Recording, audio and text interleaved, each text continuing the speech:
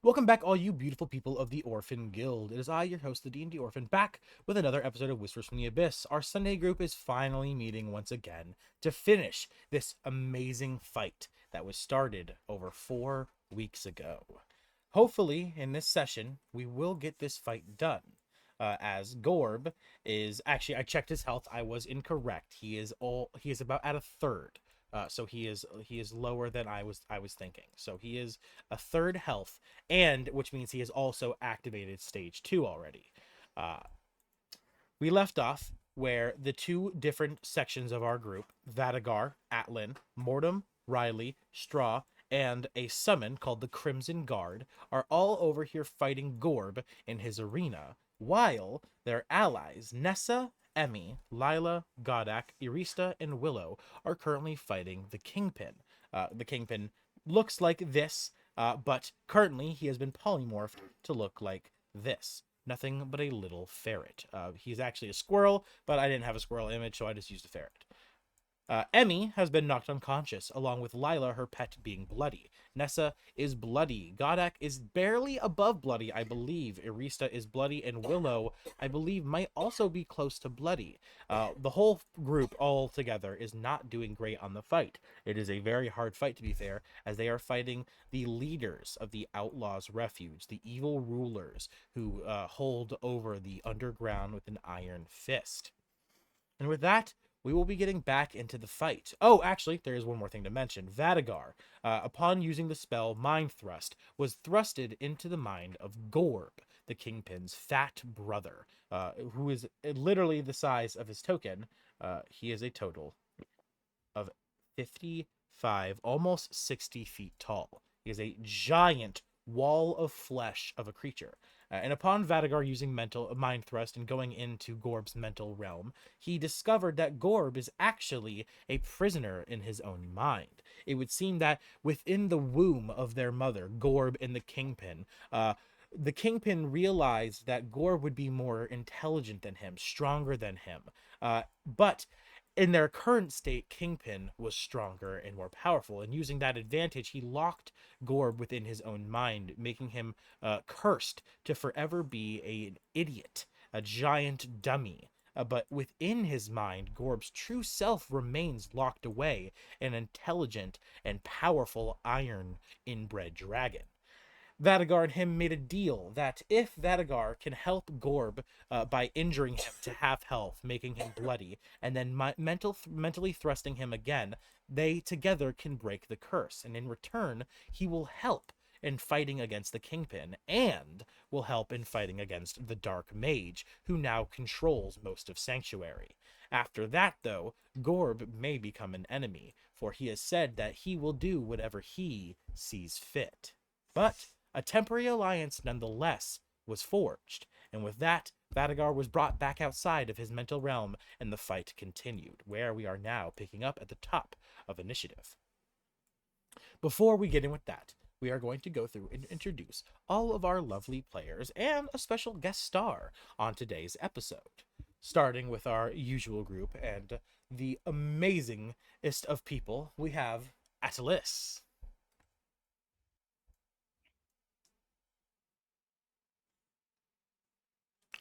Atlas.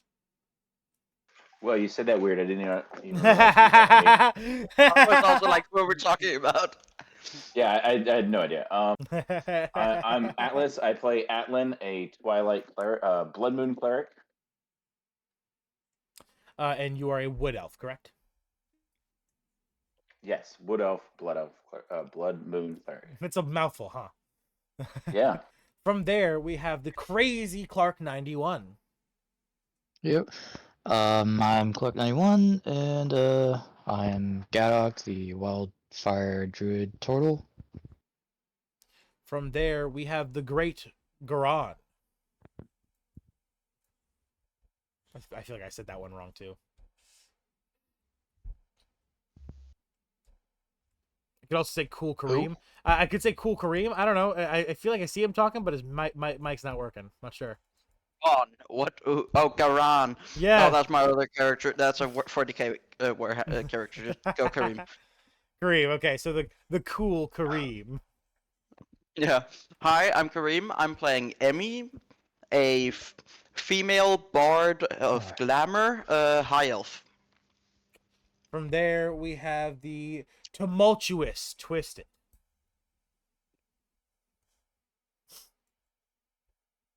Sorry, I was coughing there. Did you say my name? Yes, I did. Oh, I'm Twisted 1116. I play Vadigar, the Dwarven Stone Sorcerer. And last but certainly not least of our regular group, we have the zany Zealot. Howdy. I'm Zealot. I play Nessa slash Rook, the human fighter, and let's get funky. And our guest star today, you may recognize him from some of my other episodes. He is the DM of my Mondays series called The Fate of the World, as well as he has guest starred on my Dragon of Icefire Peak channel series on 2 different episodes now, playing the Orc Corrupted Captain Uruk, the amazing Alpha Wolf. Hello and welcome everyone. Yes, I am the DM for Monday Group. If you are interested in watching The Fate of the World, it streams and is uploaded every Monday at 6 p.m. EST. I will be voice acting a bit today, as I also have a session later on. So I hope you guys enjoy the amazing DM Orphans game and myself while I am here. Orphan, take it away, my man. And with that, we will be picking up at the top of initiative of our combat here. And with that, that means Group 1, Atlin. Before you stands Gorb, the 60-foot wall of flesh inbred dragon. An inbred dragon who has never shown his draconic form because you've now learned that he is cursed, unable to change from his human shape. Vadigar has told you that all y'all must do is get him to half health. He is taking damage currently from your ring of Blood Moon Cleric Sanctuary. What do you do? So this is my combat action. Yes, it is your turn. You and Straw. All right.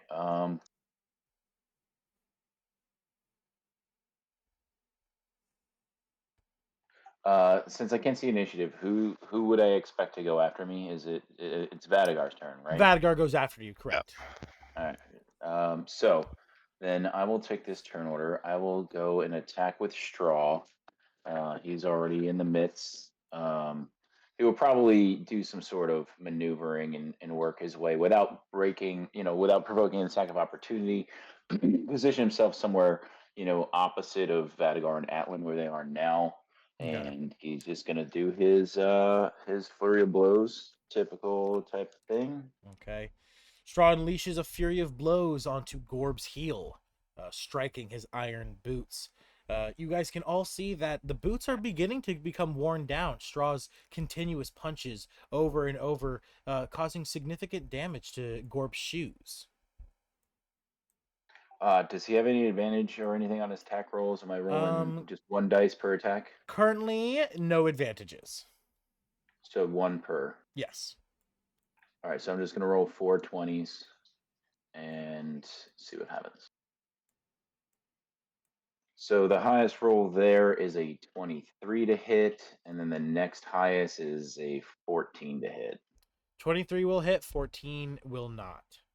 So one hit, 3 misses. Mhm.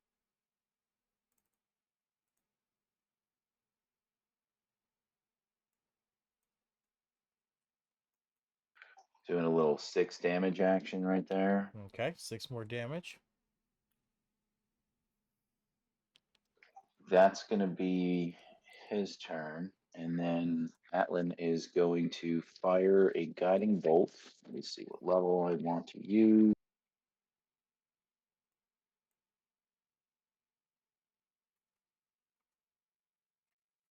It's gonna be second level guiding bolt, so it'll be 5. It's an attack roll with.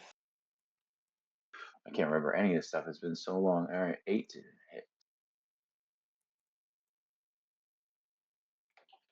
So that's going to be a 23 to hit. That I think hits. that hits. That'll be 5d6 damage. And then I believe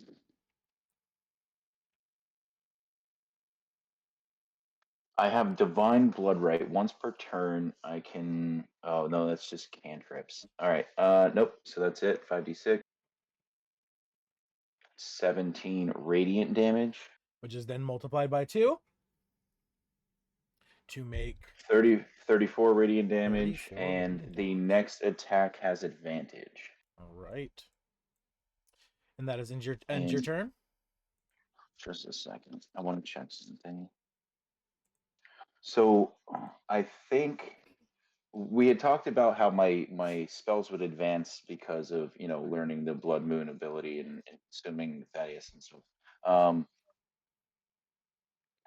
Guiding Bolt has not had a modification yet. Similar to you, the way you modified my Vigilant Blessing to do 2 advantage on initiative at a time, would you allow for Guiding Bolt with the Blood Moon adaptation to provide advantage on the next 2 attacks? How many spells currently have been modified? Like how many spells do you have written out as blood spells now? I only have 2? most of like my abilities. So like Eyes of Night now has a Blood Moon advantage. The I Vigilant mean Blessing specifically spells, specifically casted spells. specifically spell. Because I believe I told you you were gonna get 4, and you would get them like over the. Healing Word became Siphon. Yeah. Moonbeam has been Blood Eclipse. That's a 2nd level spell. And I think that's it. Okay, so you have 2 Most- more. You have 2 more still allowed to you. So yeah, if you wanna use your blood, Yeah, activate yeah. your blood crystal to manipulate this spell. Okay, what is the spell? It's Guiding Bolt, and Okay, I'd Guiding like Bolt. That's if what it I causes just. advantage on the first attack. I want it to be 2 attacks. Okay, hold on. It's gonna be more than probably just that because obviously this is you're using your blood Oh, manipulation. I'll take whatever you think. All right. Is better. So guiding bolt. Let's see here. Radiant damage will become radiant and blood damage. Blood obviously is a mixture of blah, god, I forget what I decided blood was. Force and slashing? I can't remember. We'll have to check. I'll have to check later. But it will become radiant and blood damage. And it will become. It'll go from 1d6 to 1d12 of each. So you'll do 1d12 of radiant and 1d12 of blood. Obviously, The spell at first level is 4d6. yes, and they all and what I'm saying is rather than sorry, I'm reading that increases by 1d6. I didn't read that the original was 4d6. So they become d12s instead of d6s. And So 4d12 for a first level, and then every plus plus 1d12 1d12, for each yes. level. Okay. And it won't be 4d12, it'll be 8d12. 4d12 is radiant and 4d12 is blood. Correct. So it's doing 8d12 in essence. Correct. And then it'll gain 2d12 every upcast, 1 of radiant, 1 of blood. And yes, double is it advantage on the next? Yeah, double advantage on the next attack on the target. Awesome. Do you want me to roll the extra damage now? Yes, roll it all now. Yeah, roll everything. Yeah. All right. So take back the 34. I will roll. Okay, take the 34 away. Okay. That'll be 6d12.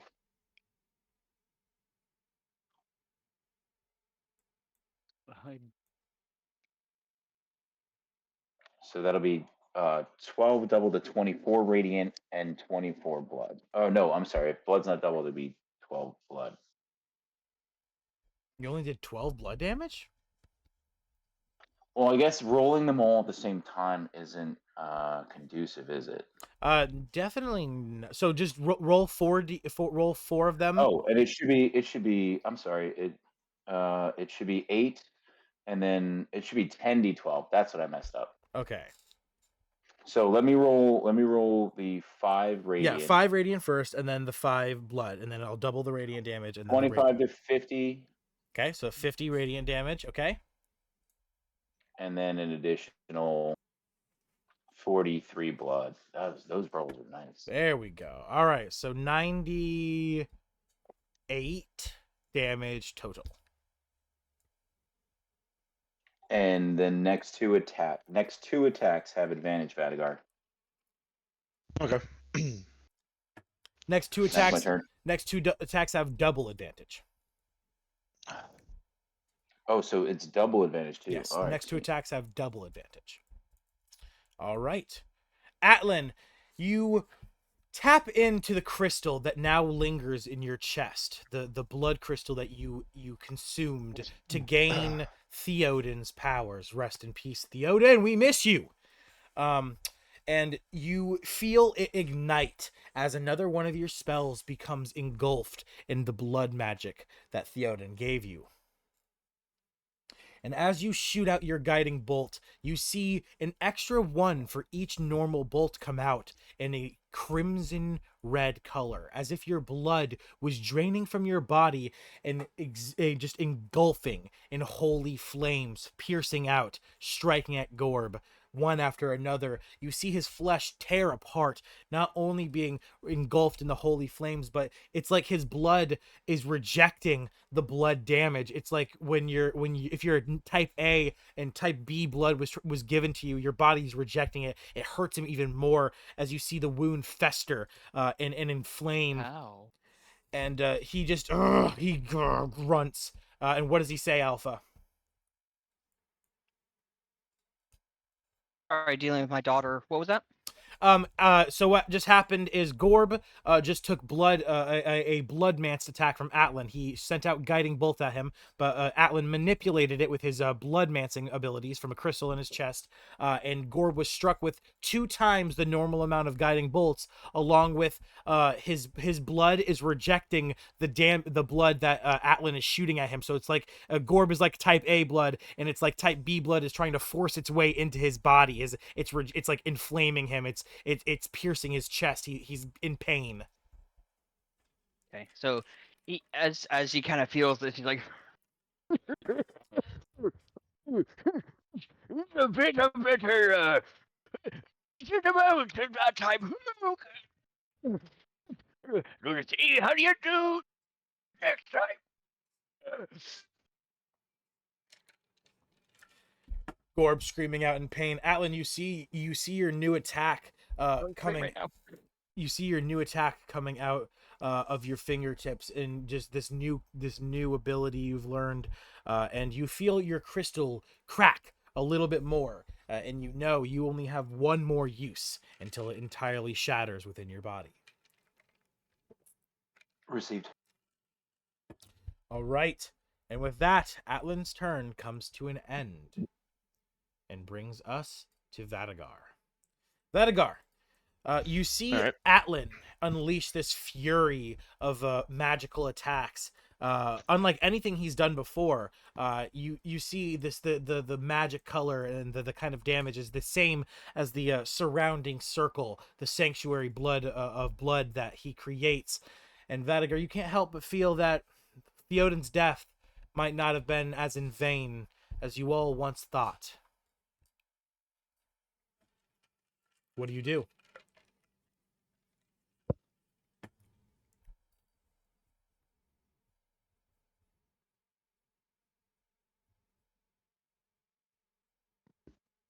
Shit, my mic was muted. First, you want to do the Crimson Guard, since he acts on my turn. Okay. Crimson Guard's gonna get up. Oh wait, hold up. No. Since he has advantage, I'll take the first attack and then let him go. That's what I was hoping you'd do. There. Yeah, sorry. I forgot you did that because there's a lot of in between there. I did it. I with the do want full to point intent out that you get him. that we did not discuss the rotation, but I am going to hand over the golden dice to Godak. Yes, the next person to get For the this golden session. dice. Godak. Yeah. You are given the golden dice for today's session. Any nat 20 you roll, rather than rolling the normal multipliers, you will roll you can roll a d20, and that roll is your multiplier instead. Got it. All right. I'll use my 2 bonus actions to throw the scythe at him. So that means I roll 4 dice because I got advantage from Straw and double advantage from Atlan, right? Correct. Yes, 1 advantage from Straw and 2 advantages from Atlan, so 4 dice total. Okay. Just been a minute, so it always takes a little bit of time to. All good. It's 11 plus 14.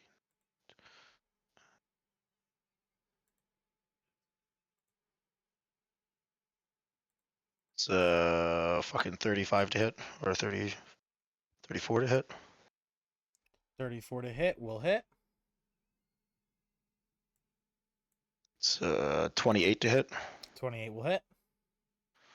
Okay. And then it's 368. 60.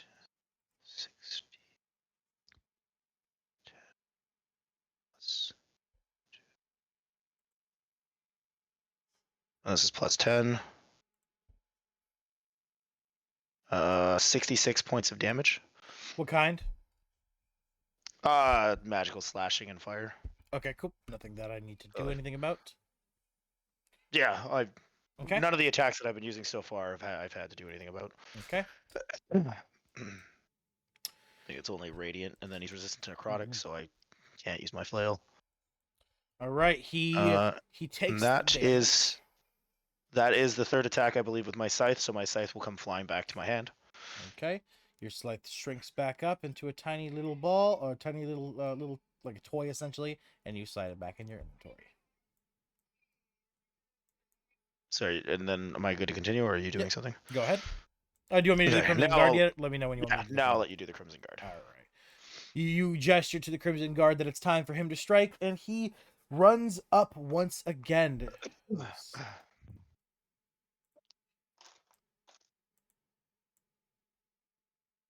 Oh yeah, he can easily make it up. He only has 35, but he is within attacking distance.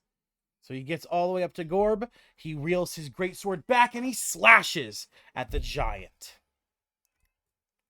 Oh, of course, that's the thing I forgot to open. My dice roller. There it is. Okay. And roll the attack. Oh, he is at double advantage right now. That will hit regardless. I'll roll to see if he crits. Don't crit, please. Save crits for later. Okay, cool. All right, he does not crit. But he does hit. And he slashes Gorb, dealing... Nope, not D8s. It's D12s. 1, 2, 3. Oh, Jesus Christ. Calm down, dice. Plus 10. 31 slashing damage. He takes the sword back, and he slices one more time. Double advantage, or no, not double advantage, just one advantage. That first one misses. Second roll for advantage. That one will hit. Okay? And then 1, 2, 3, plus 10. 28 more slashing. He slashes, and finally, after enough hits to the boots, you see them tear, the iron beginning to crack and break as his feet, his dogs, are now exposed. And that will end the Crimson Guard's turn. My toesies! Yeah, I'm just glad nobody had to make a con save for those toes. Take a funny dice, Emmy. That was a good one. That was a good one. Just waiting for someone to pop out of nowhere. Yeah, I was thinking of the what are those, but I was like, nah, the smell is funnier. All right, so Vadagar, what are you? Have you finished your character? I know Riley still hasn't gone. I have not finished at all. Okay. I only use my bonus actions for myself, but Riley is going to be attacking next Okay, Riley goes next. with his one advantage. He's double advantage now. Crimson Not- Guard's up there. Oh, well, I got a Nope. nat 20 anyway. Nat 20 anyway. Ah, too bad you just gave up the dice, the golden dice.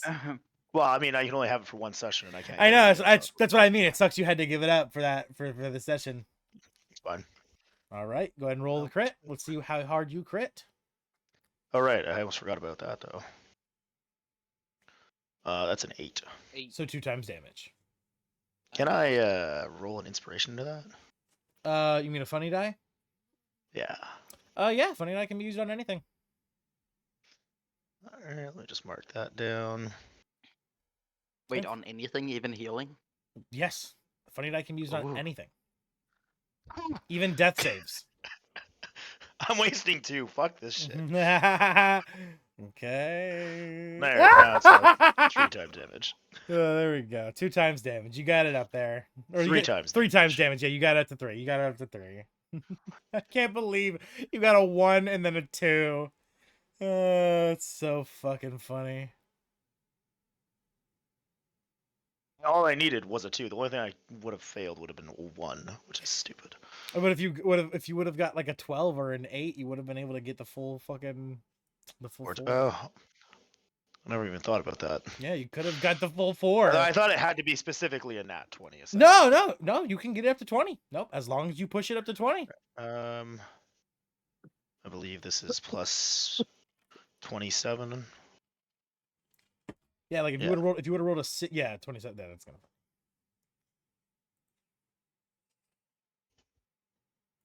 Let me just add it in so I don't have to math today.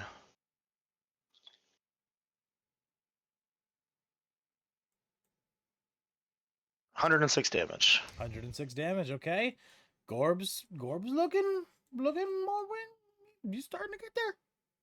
I mean, he was already starting to get there, but you pushed him past 3/4, a third hurt. 19 plus stuff. I'm sure that will hit. 19 plus like 12. Yes, that hits. Oh wait, no, it's only 1d6 for the next attack. Don't forget, he can now auto reload, so he can shoot 2 firework arrows. Yep, that's what I did. Okay, good. Just making sure. And that is 36 points of damage. 36 more damage. Okay. Parts of good chunks of his chest are starting to come out. Like you're starting to see that, like you can see the flesh and meat underneath his skin. His hair is becoming singed. The constant shots to his chest over and over are starting to make little meat craters. Okay. I don't think he's got any bonus actions. All right, and then I guess it goes back to me. Let's see. I'm just gonna keep fucking cratering this guy with my robe of stars. Okay, you throw another star. Yes, sir. 1, 2, 3, 4, 6, 7. 2, 3, 6, 7, 8, 9, 10, 11, 17, 18, 19, 20. Plus 7. 90 points of damage. God damn. You fucking make the craters in his chest even larger, more meat and bones and flesh tearing off as you just pelt him over and over and over. Your demonic fury just fucking it starts to get to him. You see his rage becoming even worse, as if your demonic fury is affecting his mind. He's so weak mentally that even just the burning feel of the demon realm coming from your magic is making him sickly, more angry than normal. Bring it, big guy. Oh, Alpha, what does he say? It hurts more. You hurt. I squeeze you. I forgot that he was supposed to be Dum Dum, so I'm trying to play Dum Dum. No, that's good. Yeah, Vadagar. Soon he's gonna want Gum Gum. Vadagar, he is going to attempt to squeeze you, is what he said. So, what else, Vadagar? Anything else? That's all my stuff. All right. With that brings us to Godak. You are up. Real quick, sorry to interrupt. Before you move on to the next group, I wanted to ask the 13 damage from my circle. Did you take that? Gorb? It hasn't Yes. been his Gorb's turn yet. Yeah, it hasn't Oh, been. he did. Oh, he didn't go. My Yeah, bad. Gorb's not. No, so Oh, it's not. I It's not. do- It's Mortem's turn, not. It's Godak's turn, but it's Mortem, the NPC he controls. I did forget one thing though. I need him to make a dexterity saving throw. What is it for? Zephyr. Okay, dexterity save. I mean, like, what's the effect? Yeah, it's the Sands of Struggle. Okay, yeah, he fails it. Chips and cookies. What did he roll? 4. Yeah, that's Same that's a with me fail. to make Even though the That's- DC is super fucking low. and that's So before his negative and modifier. Obviously, Yeah. that's his Yeah. intelligence is a minus something. Sandwich meat. so he's restrained, can't move, and he can use an action on his turn to try to repeat the deck save, but it's a higher DC Okay. for an entire minute. Oh wait, yeah. I think I'm gonna have to burn. I have one more, I think, on him. One more legendary resistance, right? Hold on, let me check. Oh yeah, we burned those quite quick over with us.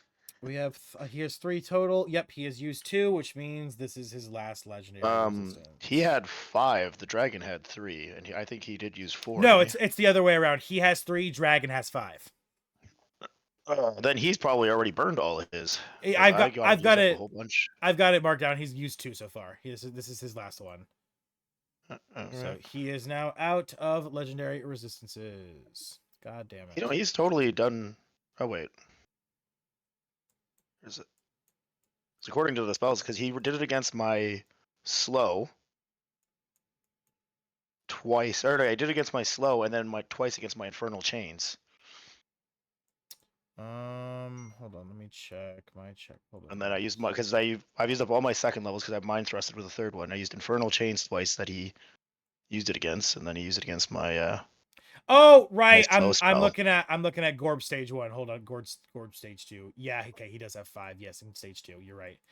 You're right. Yep, that's why I was looking at the wrong one. Okay, so yeah, he used it. Yes, he's used 4, which means regardless, he is now still out. Yep. Okay.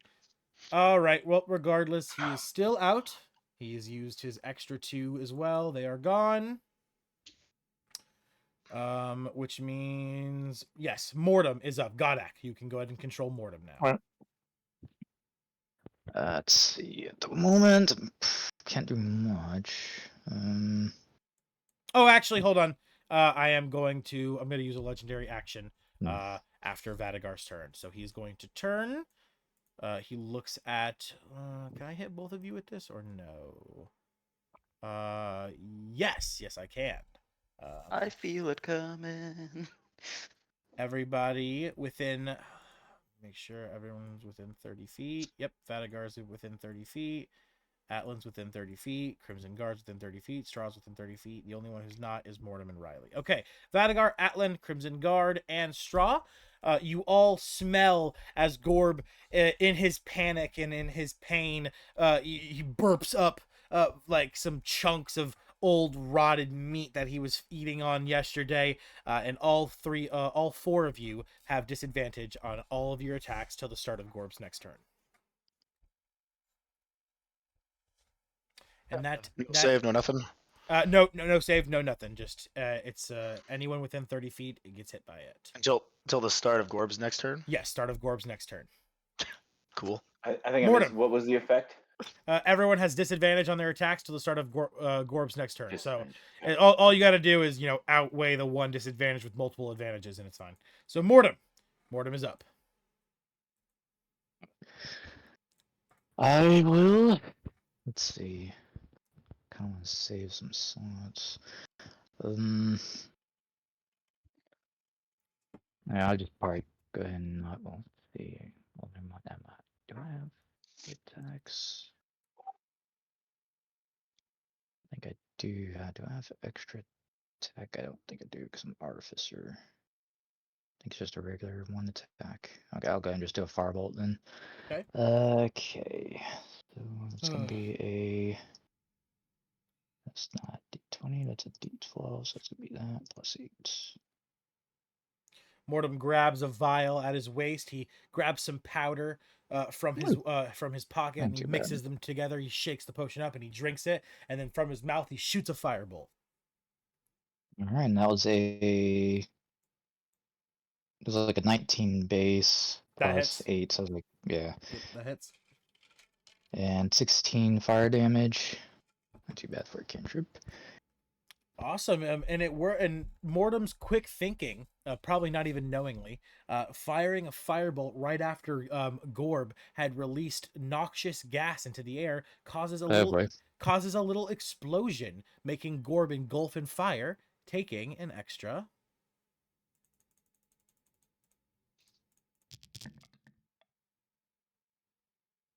84 explosion damage.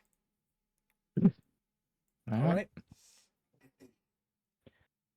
All right. That's my turn there. That ends Mortem's turn, bringing us to. Oh, god damn it. Did I close Obsidian? I closed Obsidian. Dumbass.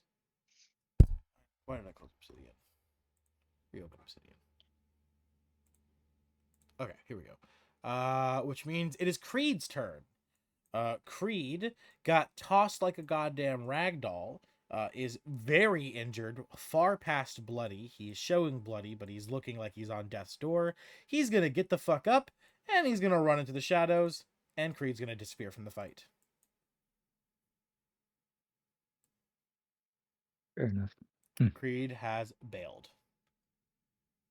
Fair. Gorb. PTSD if it does. Gorb now takes his turn. He has vowed to squish Vadagar.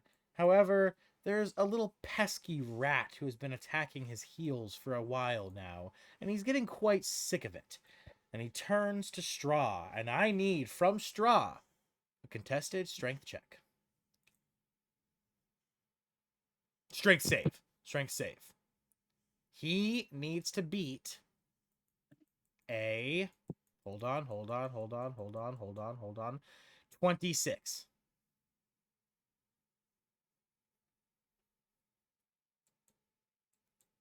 Hear me, Atlan? Straw takes 26. No. He has to make a contested strength save. Save. He has to beat a 26. He has to meet or beat a 26. His strength is a 7. Does he have any advantages or anything on it? No.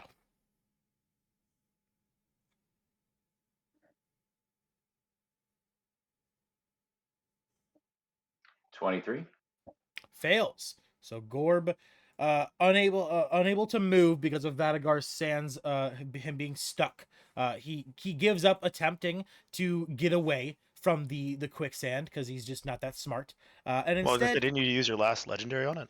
oh no, yeah, you're right. I use my legendary resistance on it. Yep, correct. Goddamn, I am so out of it. Regardless, turning over to Straw. He reaches down, dropping his giant cannon to the ground. You hear it clattering and clanging, and he grabs Straw. Straw attempts to pull his fingers apart and get out of his grasp, but he fails, and he brings Straw up to his. Oh, come on, grab Straw.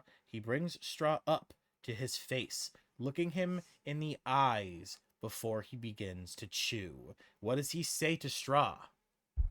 Alpha. You tried hurting Gorb? Gorb now kill you? Gorb hungry? Gorb eat you? And Eat him. Gorb opens his mouth. Did he fail a saving throw or something? What? Did Straw fail a saving throw? Sorry, I Yes. must have missed Yeah, Yes. strength. How much did he fail it by? It is too late now. Because it is already to the point where we're role playing him being Yeah. being I chewed. accept this fate, but could you answer Vadagar's question? It was a 3. It was a 3. Yeah, he needed 3 more. Okay. All right. Because I was thinking about using a funny die, but I'm starting to run low, so. Yeah, Carry I on. Carry should on. have been paying more attention. And he opens his mouth, and putting Straw inside, he begins to chew. Crunch, crunch, crunch, crunch. And Straw takes a total of 142 damage. As Straw is knocked unconscious, I don't believe he is he? Yeah, I believe that might insta-kill him. It might just be No, enough. Nope. he's not insta-killed. Just a little bit over that. I think he's like, what, he's got like 70 what health? He's total 88, so that would 88, be so yeah. 176. So Yeah, so he's he's got like 30 or so. Yeah, he was very close though to being insta-killed. But regardless, he is knocked unconscious and he is thrown to the ground. You see Straw's body hit the pavement, and you see that most of his upper body, from his abs to his head, is flat. It is pancake. You see blood, bones, and meat just ripping apart, like just ripped apart, dripping from the open wounds. He is completely unmobile. He is unconscious to the highest degree. But he's not inside Gorb. He is not inside Gorb. He's just like bit in half or something. Okay. Yeah, he has been. Received. Yeah, he has been chewed from the waist up. Tiny man tastes good. Tiny man fills tummy little bit. Now time for Gorm to snack on the rest of you. And then Gorb turns to the Crimson Guard and raises his hammer and attempts to bring it down on him. Hold on. Squishy, squishy. Let's see. It is a, what is it? Plus to hit. There it is. Okay. So roll that. No advantages. That will hit the Crimson Guard for sure. And he takes how much? Oh, the Crimson Guard has to make a dex save. Do that. Crimson Guard has to make a 15 plus, so the Crimson Guard will pass it, just barely meeting it. So he only takes 4d10. 1, 2, 3, 4. Plus 10, he takes 22 bludgeoning damage. The Crimson Guard, you see his armor cracks a little bit more. Oh, yep, actually, he took a big hit last time when he got flung, so he is brought to bloody. You see the Crimson Guard's armor cracking apart. Vadagar, you look over to your summon, and you can see the magic of Thaddeus leaking through these cracks. A little more damage, and the entire suit of armor will break. And that... Oh, no, because he's in stage 2. He has 3 attacks total. So he's going to reach down. He's going to grab his cannon. And he is going to look to the Crimson Guard, and he's going to say, as he lifts his cannon up, aiming it point blank at the Crimson Guard's face, what does he say, Alpha? Taste my biscuit. And he smacks it with his other hand, with the hammer in hand, and you see the barrel where he smacks it engulfs in flames instantly from the kinetic energy, and the gunpowder ignites, and the gold coins inside shoot forward and pelt the Crimson Guard, which means Someone pick up the coins. dex save of 18 plus from the Crimson Guard. Crimson Guard fails that with a 13. And he takes 12d12.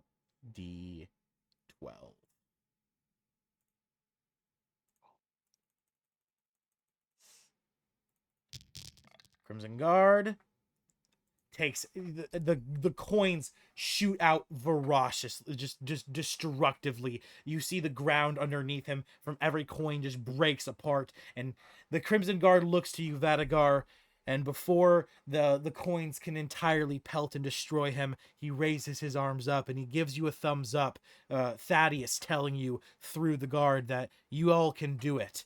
And as this happens, you see the coins begin to destroy the armor, tearing it bit from bit, steel flying around until the Crimson Guard is nothing but a magic cloud that dissipates into the air. All right, and that will end Gorb's turn. Meaning, Group 1 has found its... Yeah, Gorb, go ahead. Money, gold like seeing tiny people explode. I can't wait. I'm still hungry. Go eat all of you, or make you all go boom boom with my trusty boomstick. Who's ready for the next round? And as Gorb says that, the camera pans to the hallway, shooting up the stairs into the Kingpin's chambers, where Emmy lies unconscious. Lila, her pixie or fairy, I forget.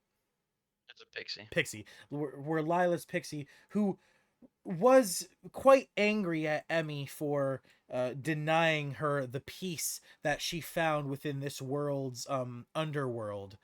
She still is very sad and hurt by the fact that her friend is injured and lying unconscious on the ground. Her anger disappearing in that moment, all being replaced by nothing but fear and worry for her unconscious elven friend. Arista standing next to Willow, both of them rather injured, looking at the kingpin who has just been turned into a ferret. Godak standing next to Nessa, both of them about to discuss something, if I remember correctly, or something was about to happen. And Godak, you take your turn. Um, item action. How does that work again? What is that, Godak? Well, item actions. Does that count from? I guess that's a separate action. I believe, right? That can be used. Oh, you mean item act? Like what are you trying to do? Like using using the message the talisman to send a message over to the other team. Oh yeah, that's like a free action. I'll allow you to. I'll allow you to do Okay. that for a free action. Yeah. All right. But first thing I was gonna go ahead and do, go ahead and move over to Emmy, and I was going to cast. Let's see. Me. Okay, where's my? Yeah, I'll go ahead and do that. Just do that at first level. I'll do cure wounds at first level, which for me, since I'm a wildfire druid, that'll be an extra 1d8 for healing, and I'll get another plus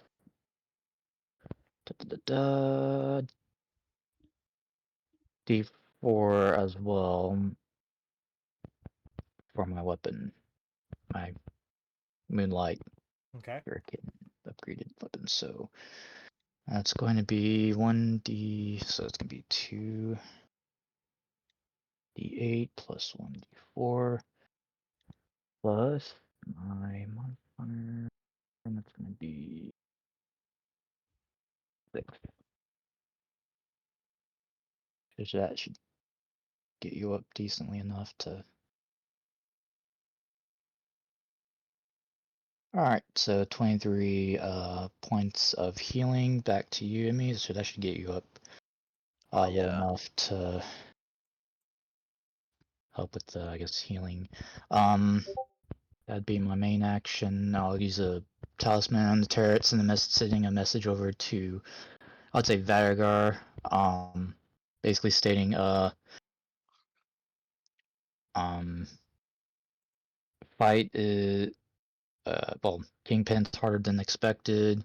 Uh, we need more backup if available. Maybe send Mortem or anybody else that's available that's not needed.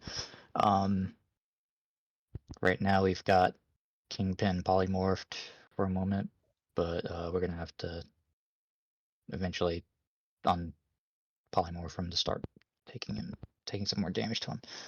And yeah, essentially that, and hopefully that'll have to resolve next turn. But I think that's pretty much. I think Mim was the only one down, so that's pretty much my turn on my end. 'Cause I don't want to uh, hit Kingpin yet when we're not ready yet to re-engage. So that's my turn. Okay.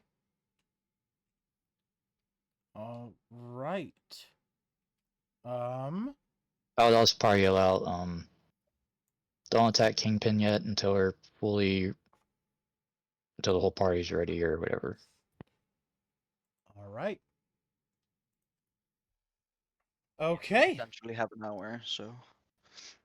You send your message cantrip and you end your turn, Godak. Awesome. That brings us to Vadagar. Arista. It is Arista's turn. Godak has just told you to not attack the Kingpin and to wait. That they're trying to get reinforcements or maybe some healing or something. What do you do, Arista? Alrighty. Uh, pull up a reset real quick. Matt, you said all NPCs have how many healing potions on them? 3 basic to start. They all get 3 basic to start. Gotcha. Yeah, she's just gonna action chug one down to get the max HP, which would be 10, right? Yep. 2d4 plus 10, Correct. 2d4 plus 2. Correctamundo. And is there anyone still unconscious? I think Gimme was the only one. Yeah, I believe so. Yeah, it was only Emmy. I think everybody else is. I think Nessa took some decent hits, and But everyone Yeah, else is up, I'm a right? little. I'm up. I'm up. So I'm good. I'm okay. She'll bonus action to drink another. All right. Go ahead and roll the healing on that one. 9. Not bad. 9 healing. Good job. I'm just above bloody. All right. Now Arista is just above bloody. Oh, that's her turn. Wait, hold on. Where's she positioned? I had to reload Owlbear. She's still in the room with Kingpin. Well, I think I'm on the roof, aren't I? Yeah, she is. Get out of the room because that layer action. Just chill over here. Still on the roof. I'm skittering across the roof in the Okay. dark, shadowy parts of the roof. All right. So wait, is that a light here, or is there a light? No light on this side. Not. No, there's no. That's just like a sconce. It's not actually a light or anything. Well, a sconce is usually lit, right? Maybe I used the wrong word. It's just like an ornament, like like a bowl. Either way, Yeah. this side looks more shadowy. I'm gonna go over here. Either way. I doesn't mean matter. that, and it was night, so nothing would have been lit with it. Yeah, it's nighttime anyway. Yeah, none. Pretty much everything is dark in this place. Gotcha. Anyway, that's my turn. All right, Arista ends their turn. Bring us to the Kingpin, who is going to attack Willow. Squirrel's got a what, +1 to hit, or plus nothing to hit? But, you should really find a squirrel picture, because I'm gonna keep doing squirrels. Well, ferrets are cuter than squirrels, so. monsters. I mean, yeah. Turn him into a greater sage grouse. That'll really get him searching for photos. All right, so the squirrel is just a d20 roll, right, to hit? Nothing, no modifier. Yeah. Does an 18 hit Willow? Yeah. Willow takes 1 damage. Ow! Up. Well, returning fire. Pulls out Glock. Don't shoot the ferret! No! Wait, sorry, they have a +3 to Sir, hit. get down! Sir, get down! Squirrels have a +3 to hit?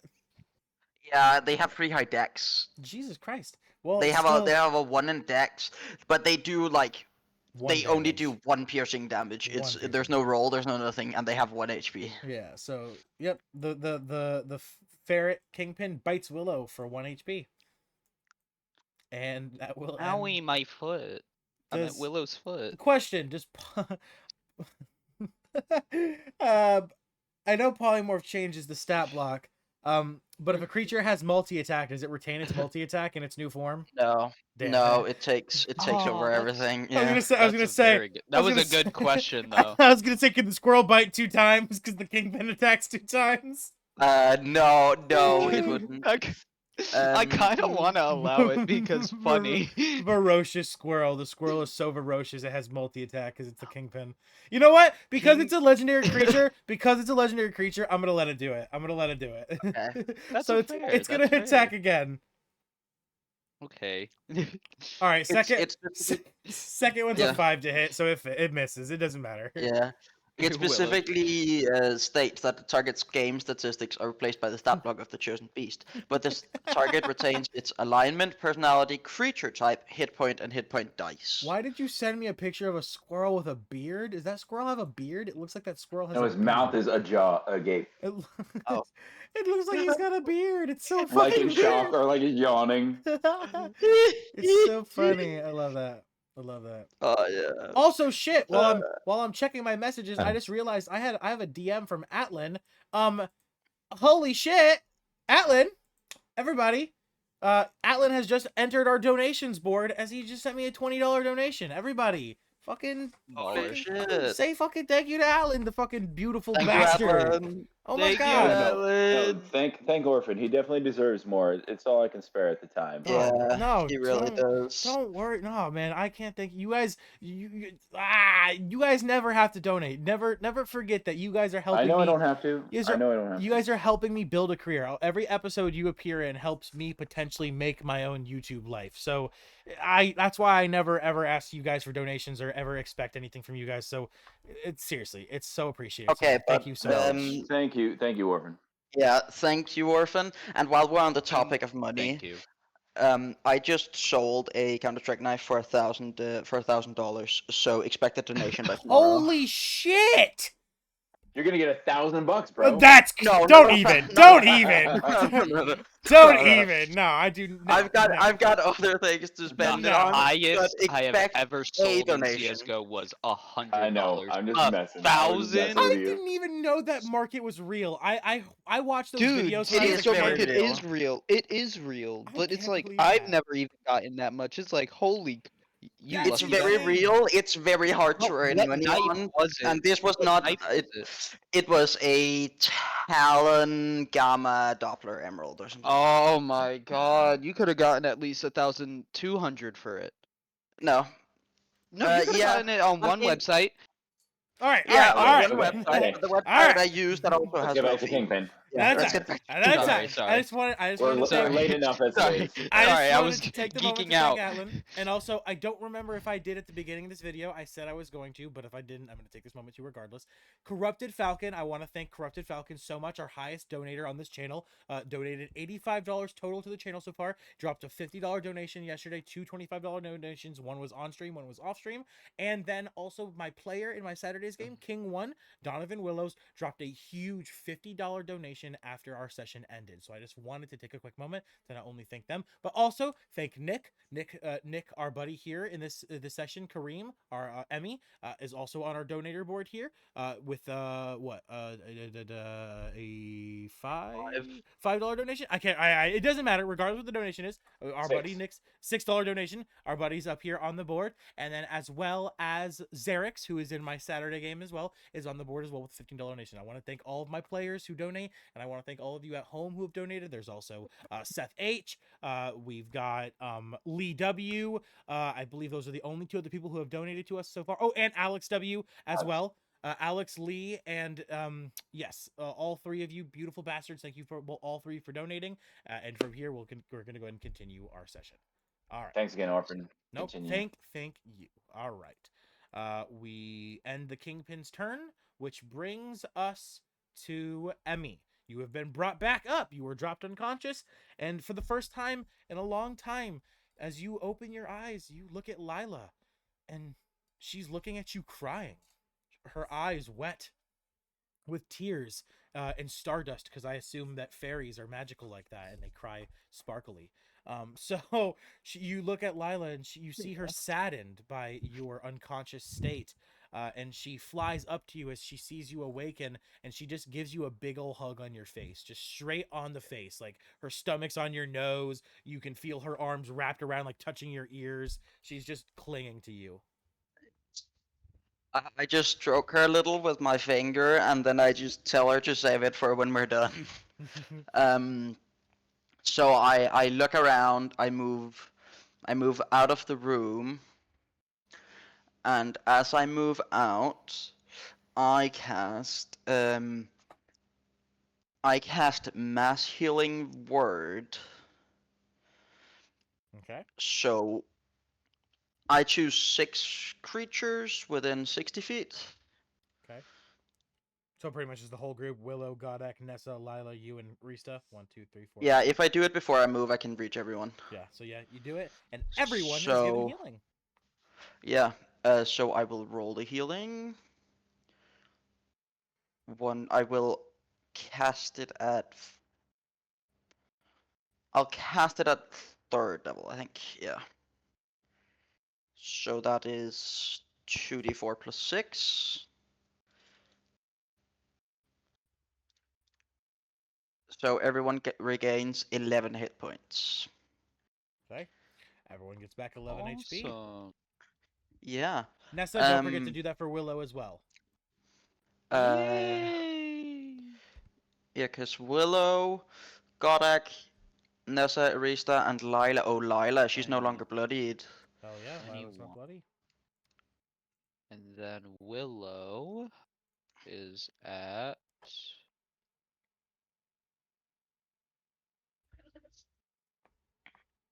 Not bad.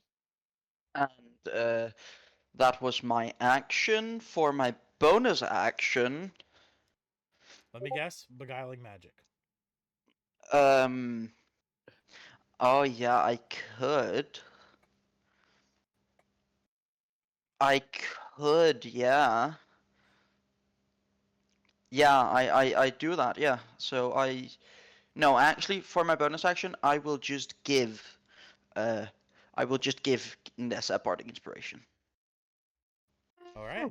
Oh lord. which is a My D8 at rolls this today level. have been terrible. I have a game before this as well. My rolls have been terrible in that. So Which let's is see why if you they're need better all the today. bonuses you can get. And with that, Thank Lila you, Abby. will cast Sleep on the little squirrel. It is a DC 12 Wisdom save. All right. DC 12 Wisdom save from the squirrel. You said. Yes. What's the wisdom on a squirrel? 0. Or 10, so they have +0. So I got a 5. Yeah. So the kingpin is now asleep for a minute. Okay. All right. The kingpin squirrel is now sleeping. So it's unless no, wait, because he's in squirrel form. Yeah, he's incapacitated for a minute. All right. God fucking damn. This kingpin, goddamn squirrel is now not only unable to attack because he's not only unable to do anything because he's a squirrel, but he's also now sleeping as a squirrel. So thank you. Yeah. Um. Yeah, that's an action, bonus action. Do I have anything for free action? Not really. Yeah, no, that should be my turn. Oh, I guess there's not a sleeping. There's not a sleeping token. I guess I'll just use. It's unconscious. It counts as unconscious. Oh, does it count as No, unconscious? incapacitated, sorry. It counts as incapacitated, but... No, wait. Yeah, I don't see an incapacitated token either. No, sorry, unconscious, yeah. Yeah, so it is just. I'm just gonna do the stunned one, so it doesn't look like he's Dead. Yeah, because that's gonna confuse me. So stun works better. Yeah. Okay.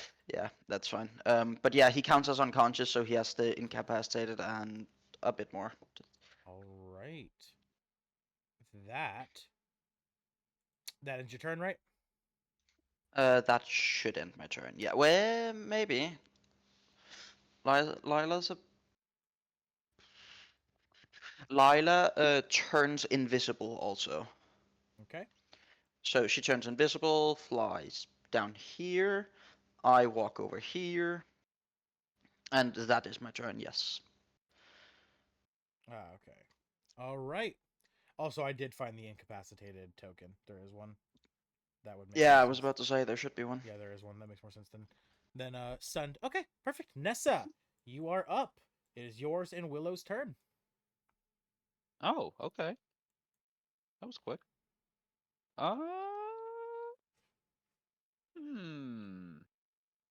Could That just... was quick. We've been playing for an hour, and it's the first time you've gotten to do something. Yeah, no, that was quick. That's actually accurate. It's literally Very, accurate. it's Just so you very know, Master, accurate for high I level. also Yeah. in my notes I do keep timestamps. Yeah, we've been recording for an hour and 3 minutes. Like Yeah, when yeah, initiative no, that was happens, so quick. round 2, 3, etc. My perception of time. We do have a habit of apparently Should going off be the rails quite a studied. bit. And That tangents too, and yeah, stuff. we do. We're good friends. You We're also good have a much friends. more complex game than your regular D&D. This is homebrew. I So agree. it takes longer to get through a Which is round a of good combat thing. than your Which is average a good D&D thing. game. Yeah. Yeah, that coupled with with like high level D&D, it's just long. Gentlemen, I I mean, it's incapacitated right now. I don't really think anything of it. Willow could just back up as well, recuperate themselves. I would like some more health. Willow, I think, is out of potions. I don't know. I can throw Willow another heal Yeah, we could. next I could turn. wait for. Yeah, I could wait for another heal and everything. Minute to I do guess whatever I'll. we want. Yeah, we could literally just we could play rock paper scissors if we wanted to. Yeah, I guess I'll just hold my turn just in case anything happens. Be alert, be vigilant, but Okay, hold action. take a breather. What action you holding? Um, You and Willow can both do this. So atta- if you want both you and Willow to hold yeah, action, that's fine. we'll hold an attack action and I'll move probably in the front and take the frontal damage of it Just for so our Jake. healers don't. Oh my God, what is happening with my? Oh, what is happening to Owlbear right now? Oh Oh my my God. goodness. I don't know if anyone else is seeing this, but I'm having a stroke. I Oh saw it. yeah, no, Owlbear's been pretty bad the last couple of weeks. It's the Yeah. same with D&D Beyond. Honestly, D&D Beyond on phone keeps crashing and not working Okay. properly. It's For just a whole mess. for shits and giggles, I like to imagine you and Willow go. What you go here, Willow goes here. It's just like you're ready to fucking the second the squirrel wakes up, stab, stab, stab, stab, stab. All right. And that ends the last person of initiative for the first round, meaning we are on to round 2 of initiative. Before we do that, we will take a quick 10-minute break, however. Need to do some stuff here. And I also want to take the quick moment. I was told to wait till the end, but I'm not going to do that because fuck that. No one ever sticks around to the end of the videos. These are really long videos. And I want at least some people who are watching both the VOD and watching the recording to know that Alpha, the wonderful, beautiful bastard over here, has also just dropped a $10 donation, putting himself up on the donators board. He wanted me to wait till the end, but since we're doing a break right now regardless, because it's the end of round 1, I wanted to take the time to mention it. So thank you, Alpha, and everyone say thank you to that beautiful bastard as well. Thank you, bastard. All right, guys. With that, we come to round 2 of combat, and we are going to take a quick 10-minute break. So everyone, we will be back at exactly 5:10. No, like I said in the DMs, you are a phenomenal player in my game, in my Monday game, as well as a phenomenal DM. So you definitely deserve it, 100%. Thank you so fucking much. I can't thank you guys enough. And with that, Alpha, if you want to get going now, I know you got to get going like in 30 minutes. There's probably Oh not. no, I don't. I thought you said you had to go.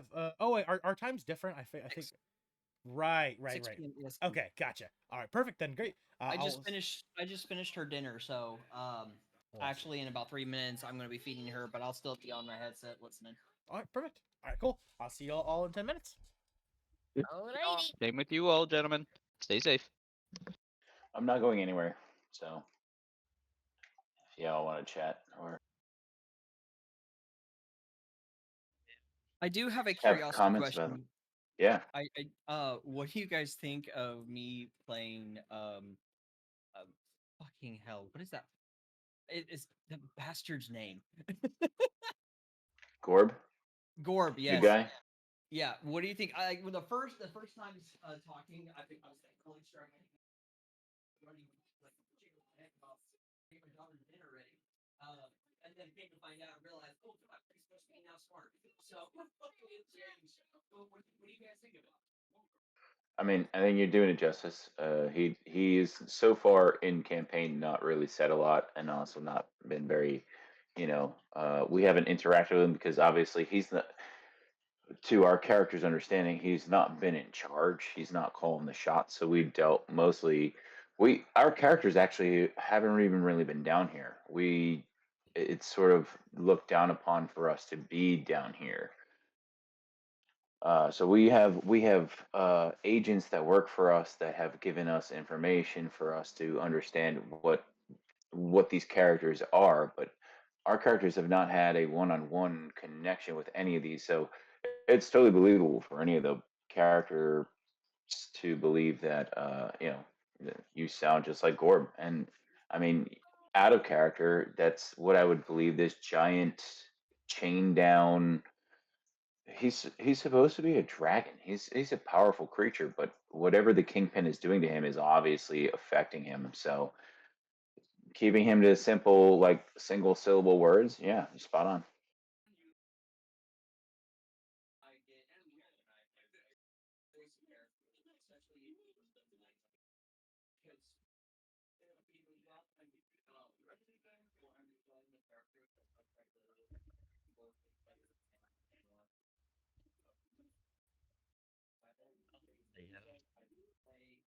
I'm hoping this is buying us some time because this was like, oh shit, we're getting pummeled. I'll do whatever I can.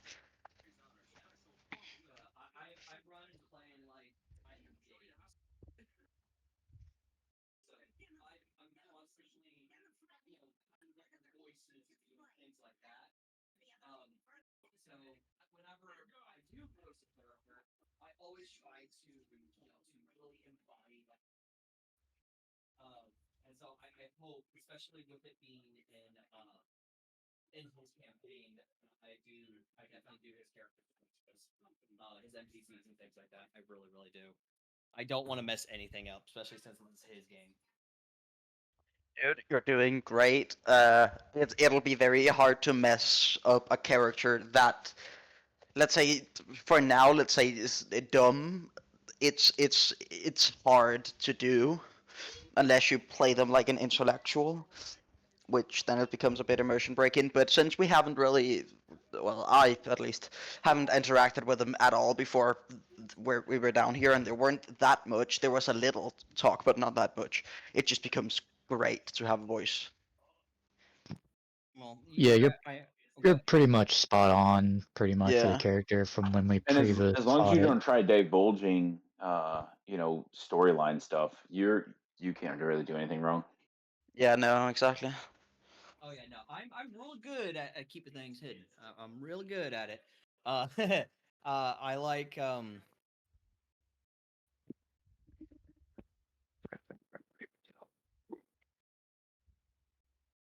You cut out Yeah. Alpha.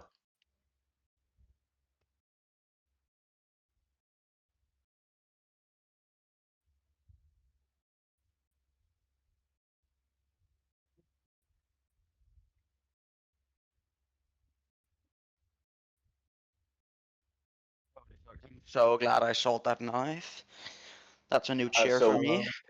hello. Can you hear me? Hello. Yep. I can hear Emmy. Yeah. Can you hear me? Oh yeah, I can hear you. Okay, Sorry, I good. was looking at the wrong For screen. some reason, I have an actual mic, a Moana or Maono mic attached to my computer, and I'm also talking on my headset. I went to mute my other mic, and it apparently decided Discord was like, "Hey, we're gonna switch to your other mic that you just muted." Oh, sad. I had the feeling because for a portion of your conversation earlier, you sounded like you were right here, and then in the next Then portion, it sounded suddenly you like you were were on the far other away. side of the room. Yeah. Yeah. Yeah, that was really weird. But when I am a player, like a co-DM, in a DM's campaign, um, and I get told specific information, I'd make sure not to divulge anything. I make sure to not metagame in any way. I need water. So that's just good DM practice, man. Oh yeah, You because makes you a good DM. I've had players that that I've metagame before, and that's when I roll my god die because that's stuff I don't allow. And I will stay. Orphan is absolutely right. My god die can get very crazy. For example, in my Friday group, I had to roll a god die for a player because the player wanted to be a complete and total jackass, try breaking my game.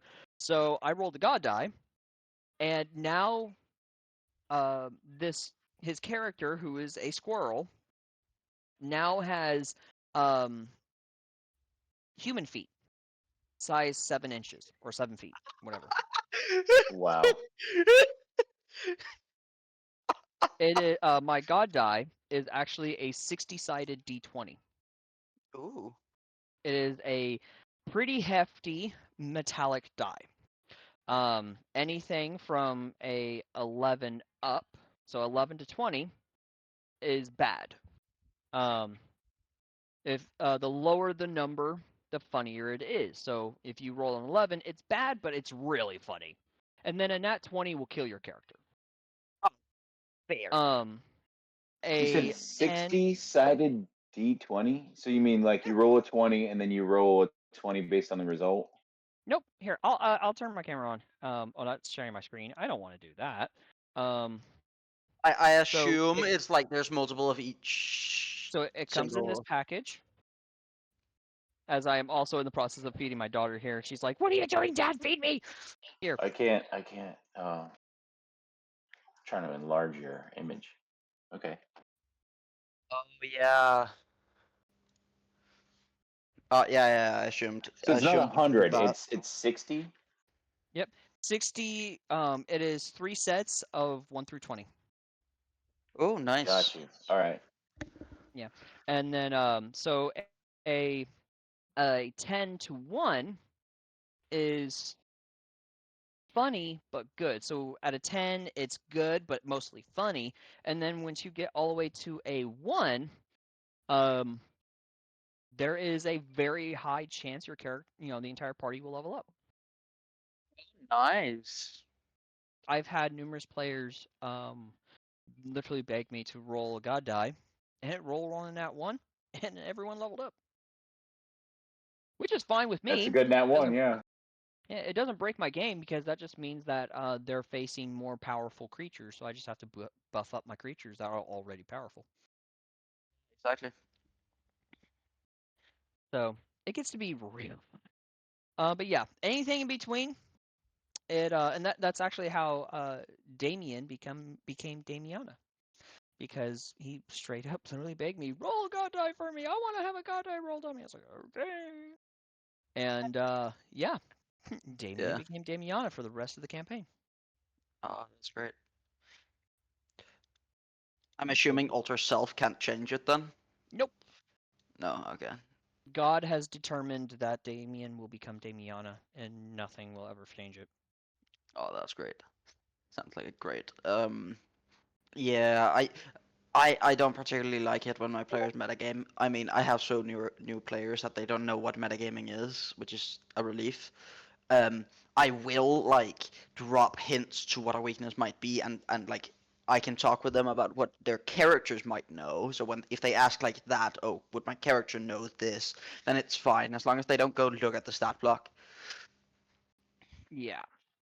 I Like, have one my. guy who's is relativistic, so he looks at the stat block and he says like, oh, this monster doesn't have this ability, and I just tell him, no, not on the stat block, but I play it with like this, so you can complain or the monster can perma target you. Yeah. I mean, like, I myself don't have anything to worry about with that because all of my monsters are homebrewed. Oh, that's great. So, and I run my games on Foundry. So the players can't even look at their stat blocks on Foundry.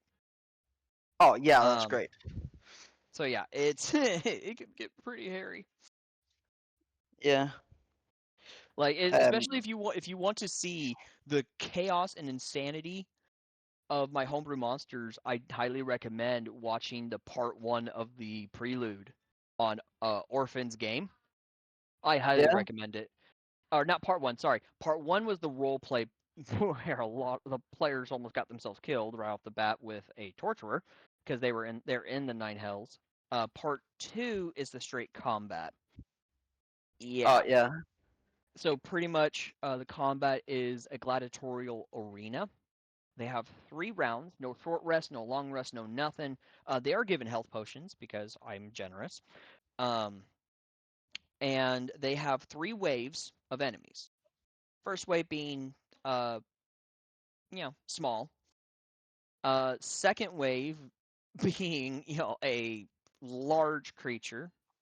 And the last wave, I believe a player got swallowed. Oh.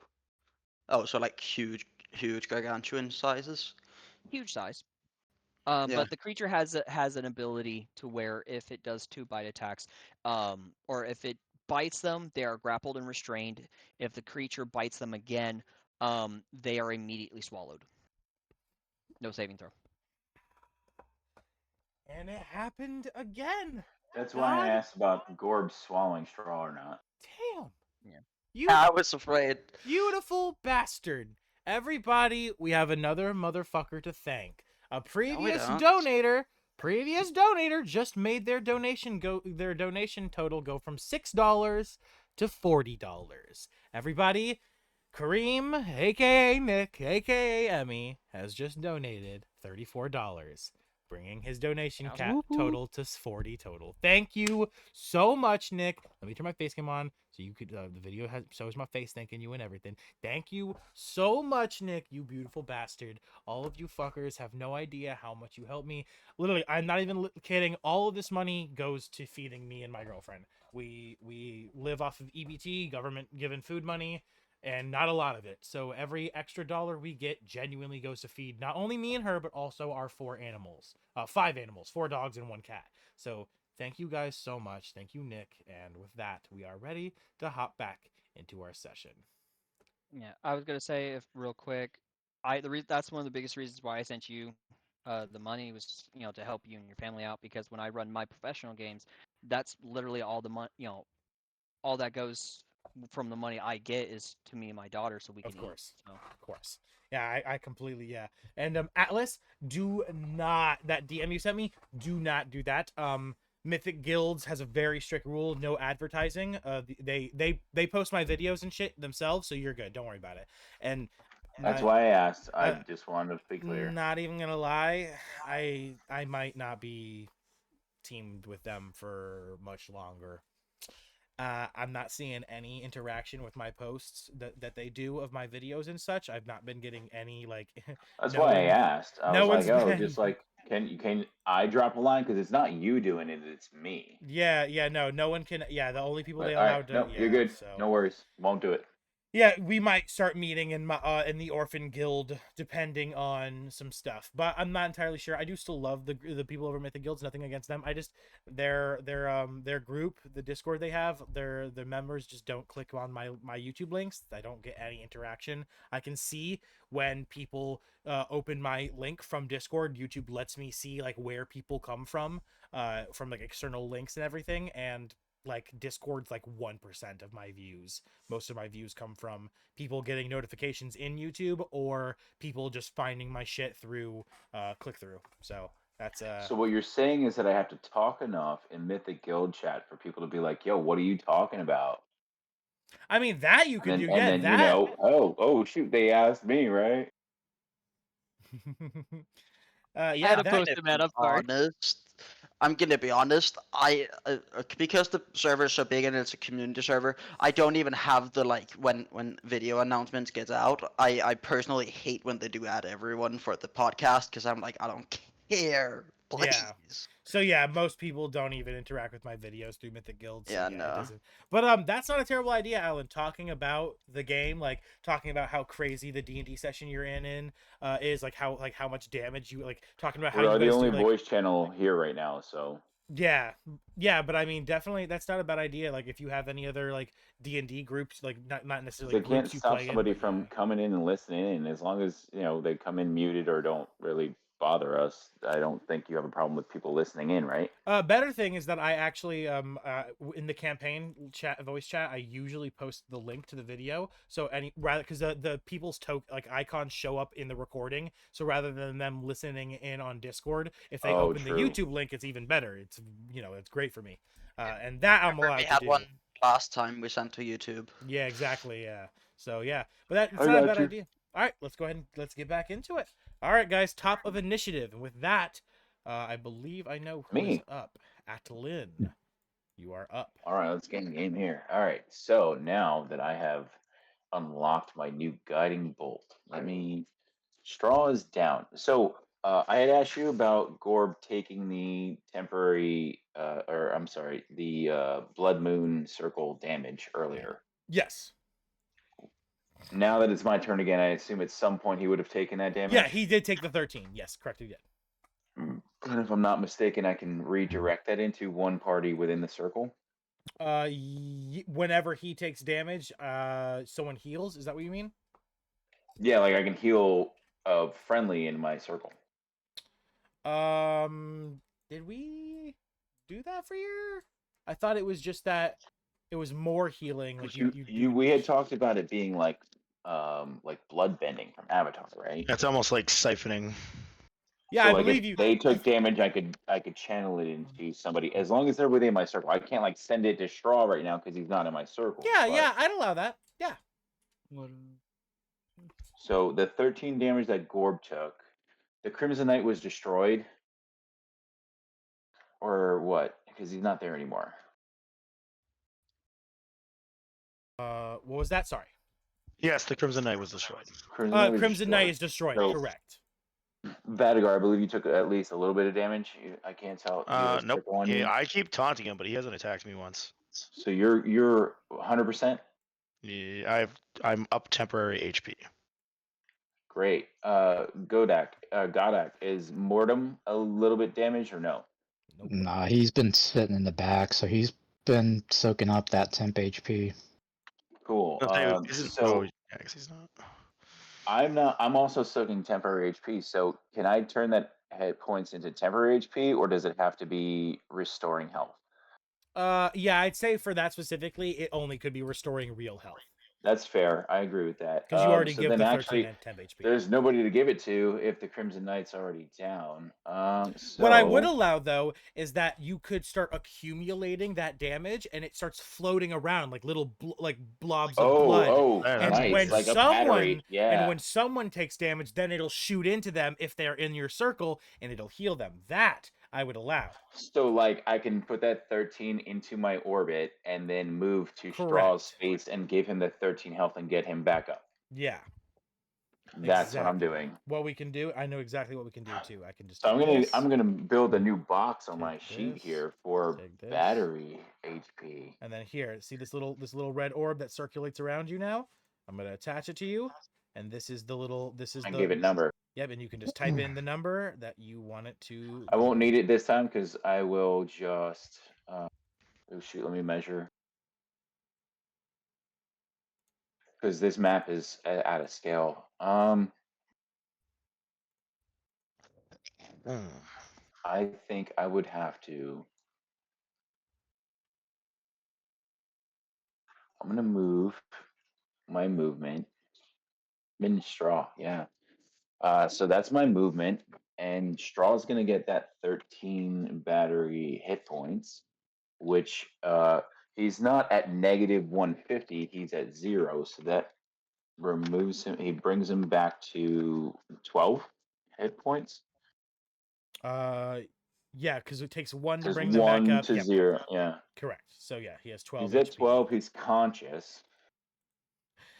So yeah, you walk up to him, Atlan, and as your circle surrounds his squished, chewed body, you see his bones and tissue begin to reconnect, and suddenly, like an accordion going from extended to like compacted again, his everything just begins to suck together, and then suddenly Stratus is looking down at his body, and he's just like, "I was just in someone's mouth."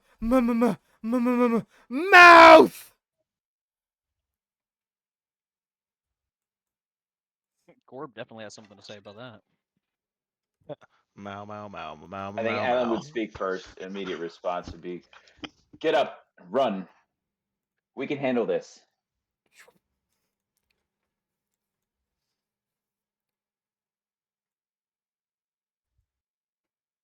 And then yeah, Gorb, if he has something to say. What does Gorb say? So Gorb immediately, having heard this, just kind of goes.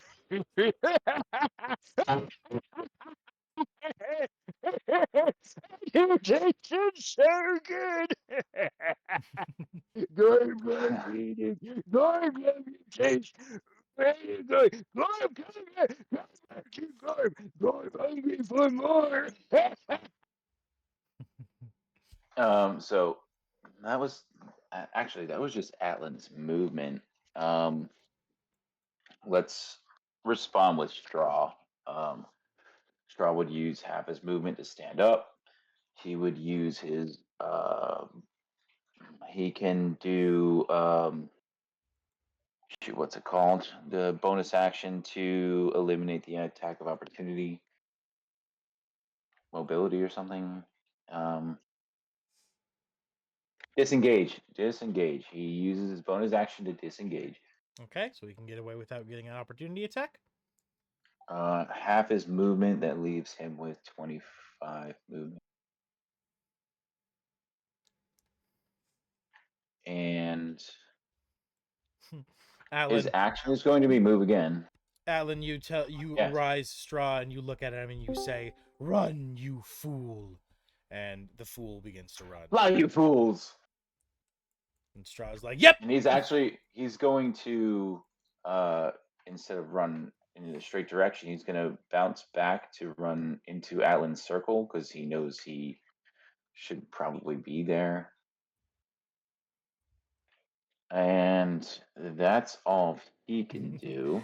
Atlan Straw ends his turn there, looking outside the ring, and what he sees is a very large man, much larger than himself. Nowhere near as large as Gorb, however. The spoken of stranger, and the stranger and him meet eye to eye. He sees the man's dead eye, one of his eyes being completely white, and the other being just pitch black, abyssal black. And the stranger smiles at him and licks his lips.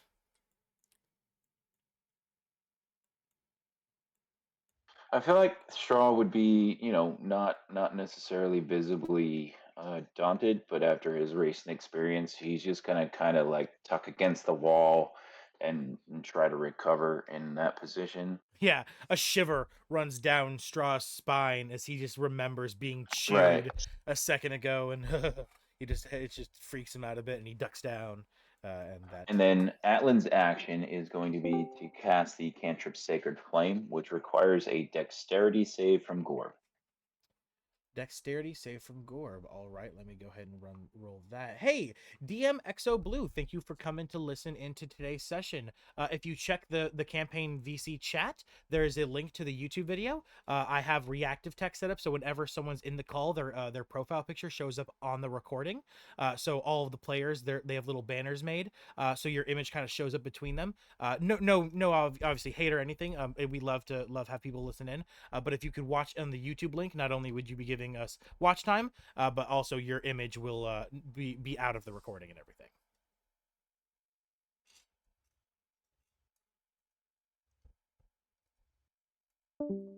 Okay, looks like he understood. Awesome. Okay, dex save from Gorb. He hates these.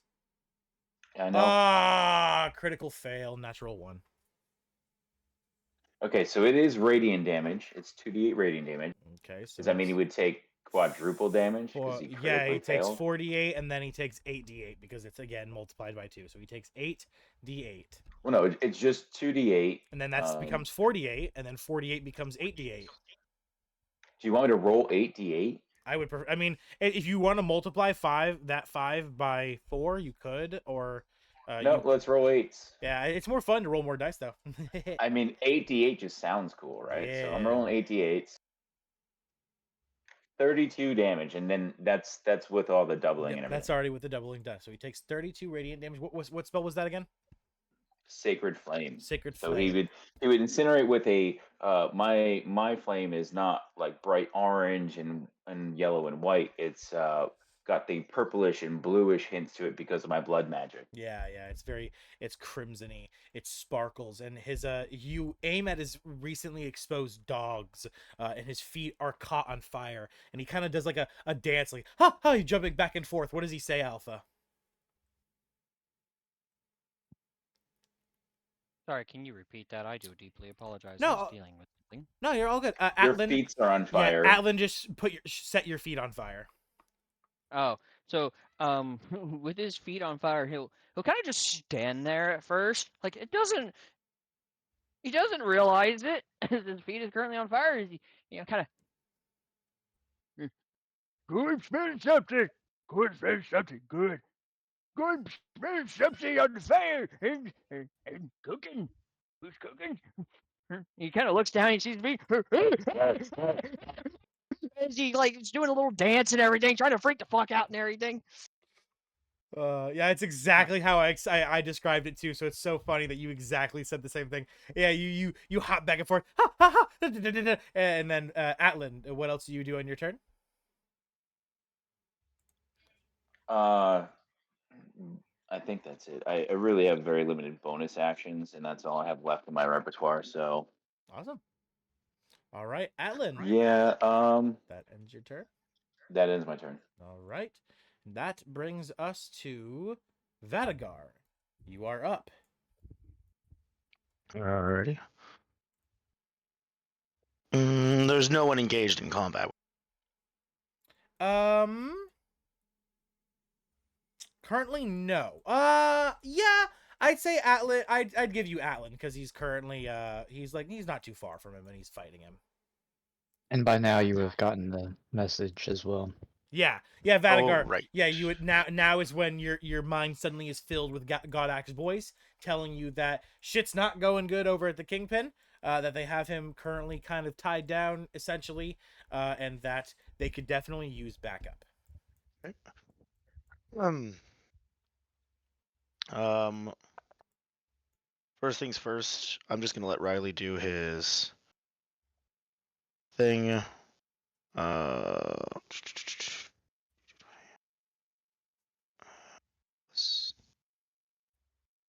Ouch. That is a fucking 18 to hit. I'm sure that misses. 18, yes, that does indeed miss. And a 26 to hit. 26 will hit. Plus 9. So 39 points of damage from Riley. Okay, 39 points of damage. All right. At that point, I'll yell out. I'm gonna yell it to everybody. It's looks like they're having trouble back there. Riley, Mortem, you guys should go help the others. And then Riley's gonna. God damn it! Riley's gonna turn and start running his Okay. fucking slow dwarf legs. Okay. And then for my turn, I'm gonna throw out the scythe twice again. Okay. So the scythe goes back out. I didn't even delete it. I just put it behind you because I knew you were going to do it again. Yeah. Well, I can't hit him with the flail. All right. It goes back to being 20 feet. Let's see. Slams into him and it begins to cut him up again. So yeah, Vadagar, you reach to your back, you grab the tiny little thing, looks like a little toothpick, and you fling it. It goes spinning, and as it spins, it begins to extend until it's a giant scythe, and it stabs right into him. Roll to hit. So, 27 to hit. That will hit. It stabs right into him. And a 22 to hit. It comes out and it stabs into him again. 2 successful hits.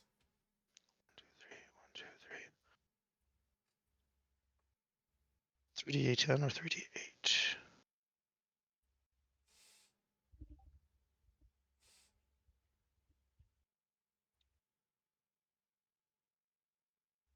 I'd like to take this moment real quick. I just saw we got a new sub. I believe that wonderful guy who hopped in, DM, I forget what his name is. He hasn't talked in chat, but I believe he dropped a sub, as well as I think he dropped a like on the stream, and he's been watching. So thank you so much for coming out, man. What's the damage, Cool. Christian? 52. 52 more damage as both stabs into him. And Alpha, Gorb is suddenly in the back, just like right into his meat. He gets stabbed by this giant scythe that comes out of nowhere. It stabs him twice. What does he say? As the first stabbing happened, he kind of goes, Something punk, Gorm. Something punk. he kind of sees it. He's like, The fuck is that? stabs again. Fucking dirt. Probably something that happens. Gorm not like this. Gorm not like this. Oh, I've been challenging you to come after me this entire time. And I know you're too afraid. The third person. Gorb now eat you. Gorb kill you. Gorb and Scabby. Sure you will. And I need him to make. I need him to make a wisdom saving throw. All right. Said wisdom, which means it's at disadvantage.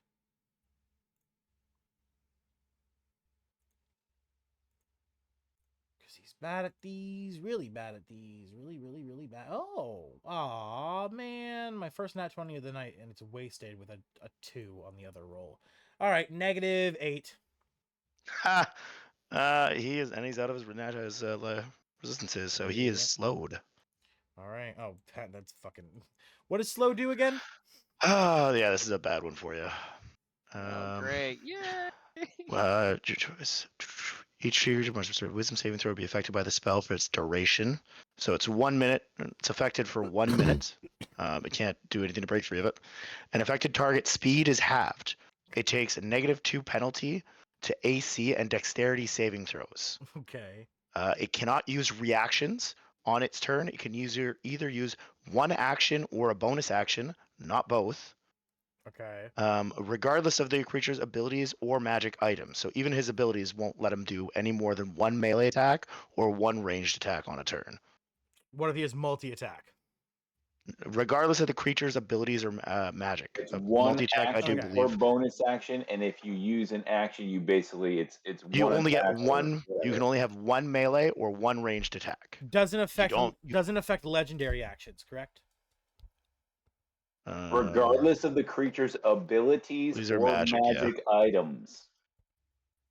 It cannot make more than one melee or range. On So its I would say turn. On its turn, right? Legendary actions are on their turn. It's between Speed all of is their during half. turns. its turn. Saving throws It says and during can't use its turn. reactions. Yeah. So yes, I guess So, you yeah. have a legendary that on works its off of turn. your Yeah, so turn. legendary Yeah. actions are probably not both affected sides. then. Okay. All right, cool. I just got to start I'll start using those more to attack. On though. its melee or ranged attack on its turn, if the creature attempts to cast a spell with casting spell, he doesn't cast spells, so Nope. I guess that's pointless. Also doesn't use bonus actions.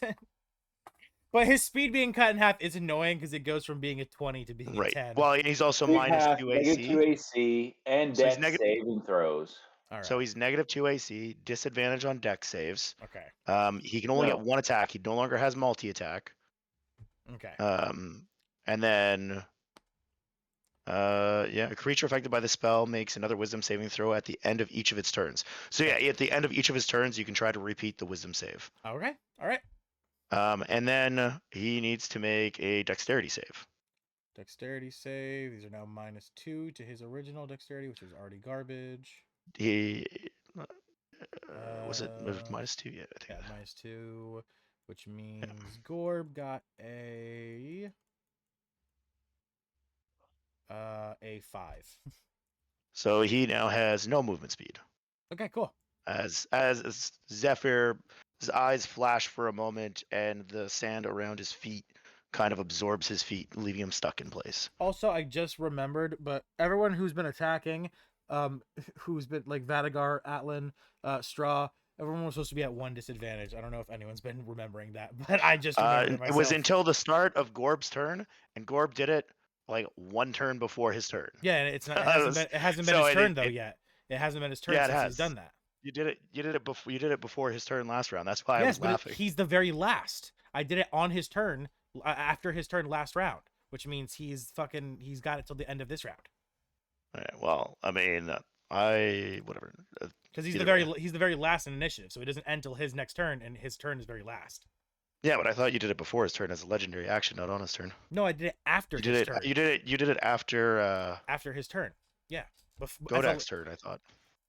You did it right before Godak, so right after my turn is when you did it. Because you interrupted Godak to do that. It was a legendary action, didn't you? Was it? Yeah, you might be actually right. Hold on, let me. That's why when I clarified, I kind of chuckled. I'm like, all right, well, it doesn't affect me whatsoever. Yes. Okay, you're right. Yes, you're right. You're correct. Yeah. I was Oh, forgetting anyway. about. I was thinking it was after group 2, but that's not. Yeah, that's why I was looking at the wrong one. Okay, all right, that's fine.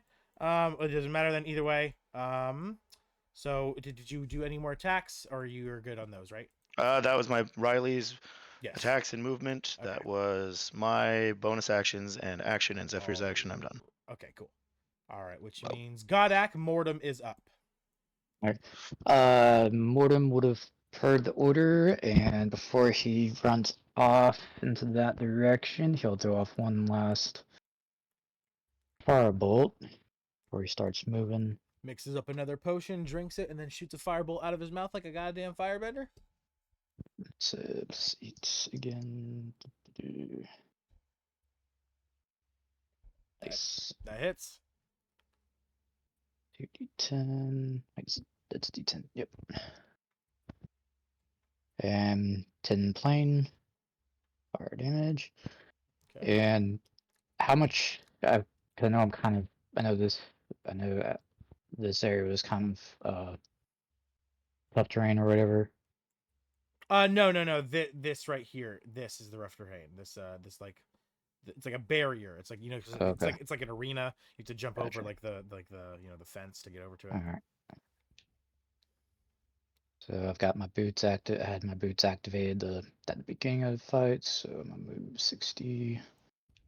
It doubles my speed. And that's it. All right. Mortem ends his turn. Gorb is going to take a legendary action, and he's going to steal skin.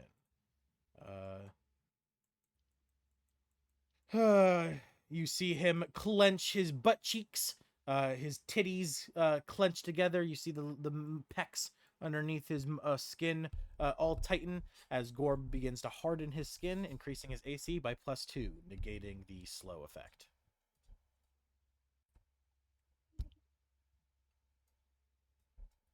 All right. And then that brings us from Godak to, was Creed after him? Yes, and Creed is gone, so Gorb is up. All right, Gorb can only do one attack and can't move, so he's going to lift his cannon, aiming it at Vadagar. Does it have enough range to hit Mortem or Riley behind him? Let's find out. It is a...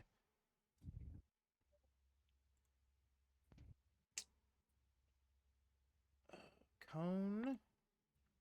And in stage 2, it is doubled, so... No, it only just barely hits Vadagar, actually. All right, Vadagar, I need a dex save. Alrighty. Hey, the first time he's finally attacked me.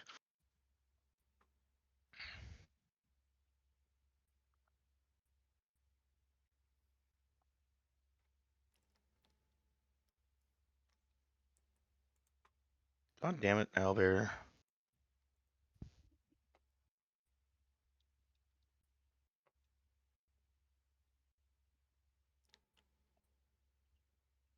It's 14. 14 fails. How about a dirty 20? Dirty 20, still just barely fails. You want to drop a funny die or something on it? Give me a momento. You're literally one away, so if you want to drop a funny die, you don't even have to roll it. You're one off. It's 21 to pass right now. Yeah, that's right. I'll take it. You'll take it? All right. Yeah, it's fucking pitiful damage for you anyway. It's only it's 12d12. It's probably not even going to get rid of your temp HP. All right. And 85. Oh, and it's also poison damage, so you take half. Okay. Yeah. Sweet. Yeah. So 42. Okay, so 21. Wait, that I already halved it. So do you have And I'm halving it again because of the fiendish cloak spell you gave me. Right. Yep. All right. However, that are you immune to the poison effect, or do you still become poisoned? I forget. Let me just go into. Because if you're not immune to the poison effect, you will still take the poison damage. But Oh, and I actually had advantage on that saving throw. would have been worse. So no, So, don't yeah. worry. All right. Oh, well. I have saving throws on. I have advantage on saving throws against poison, and I have resistance against poison damage. But you're not immune to being poisoned, so you are poisoned. Correct. All right, so Vadagar, you do become poisoned, and you take 2d12 poisoning at the start of every turn. Is there any saving throws against it, or Once you're has a healed, duration? as soon as you're healed, the next time you're healed, it goes away. Oh, gotcha. Yep. So, and it's at the end of every one of your turns, not every turn. Every end of one of your turns, you take 2d12. Gotcha. All right, and that will end That's it. Gorb's turn. That's the end of Gorb's turn. Can he still do free actions? It doesn't take away his free actions, right? What do you mean by free action? A free action, anything labeled as a free, usually It doesn't specify anything for free actions, but he only gets one action. It's not an or attack. bonus It's not an action. attack or anything. It's so it's not a. It's just so it's Yeah. like just him talking. Yeah, exactly. Yeah, that's fine. Yeah. Okay. Yeah. So But Gorb. remember, he's slow, so Yeah. probably half the amount of speech.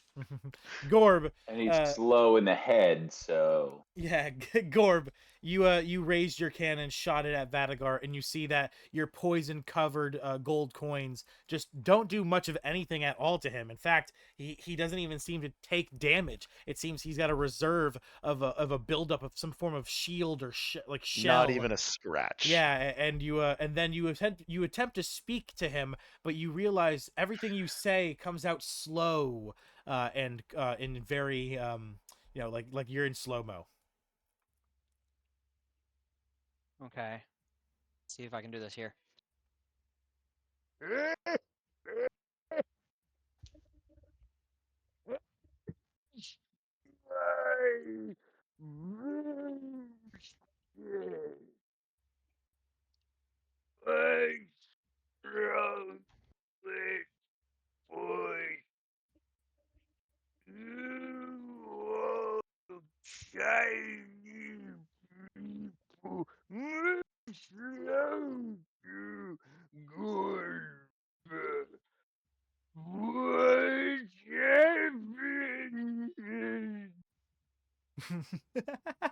Gorb freaking out about what is going on, as his cannon does barely anything, and he ends his turn, bringing us to Group 2.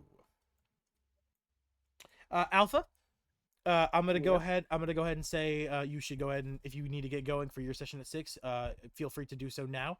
You can listen in for as long as you want, but Gorb will probably not have a chance to speak again. Before. Are you behind on time frame anyway? No, he's supposed to leave at 6. So he still's got like 20 minutes. But Gorb's not gonna have a chance to speak again before you're able to actually do it. Like, it's gonna be past the time you have to get going. So if you want to go ahead and say goodbye now, tell all the beautiful viewers at home, give a little ad read and everything, please do so. Yes. Sorry, also reporting a spammer.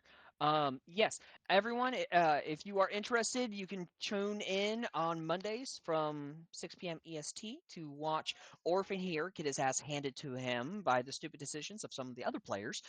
Because Orphan is a very gentle soul. He won't do anything bad.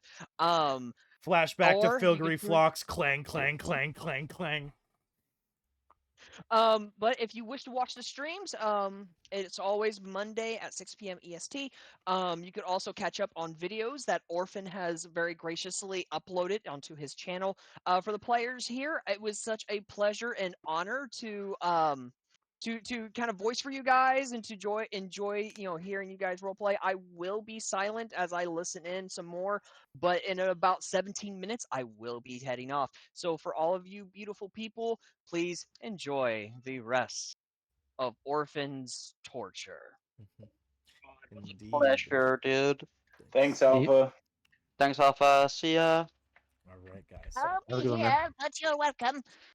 All right. With that, we go to Group 2. Godak, you start us off. All right. I yell out. I called for backup. At this point, I probably I'd say maybe like one more round of healing, and then we need to probably start taking attacks at him again. And I think we already discussed Willow is needing still some health or healing, I believe.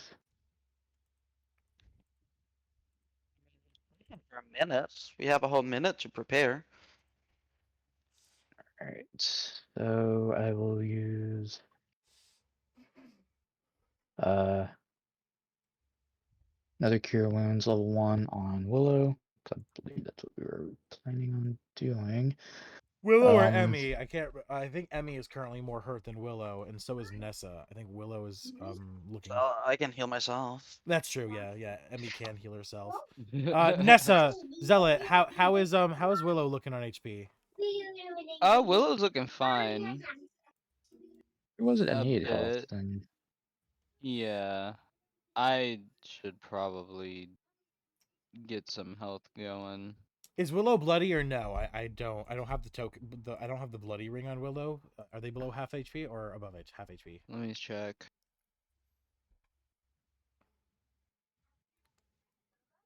Oh yeah, no, they are bloodied. All right, they are bloodied. Okay. Yep, So I yeah, mixed that up. Yep. yeah, so Yeah, I'm the um one that's good. I'm the one that's good. yeah. And have you used your second wind yet, Nessa? I think I have. Hold on, let me check. Ugh, now it all of a sudden doesn't want to show. Can't remember if you did.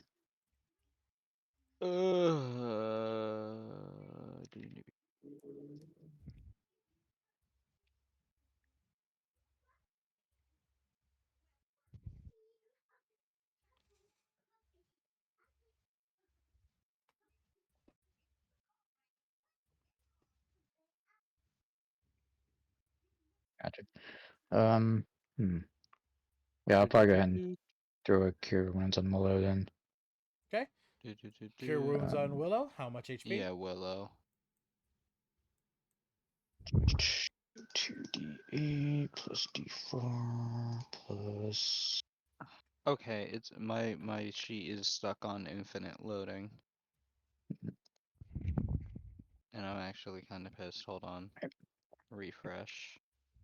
Well, got it's 20 health. Well, 20 health. Okay. Oh, Willow now gets my 20 owlbear's HP. fuck. Okay.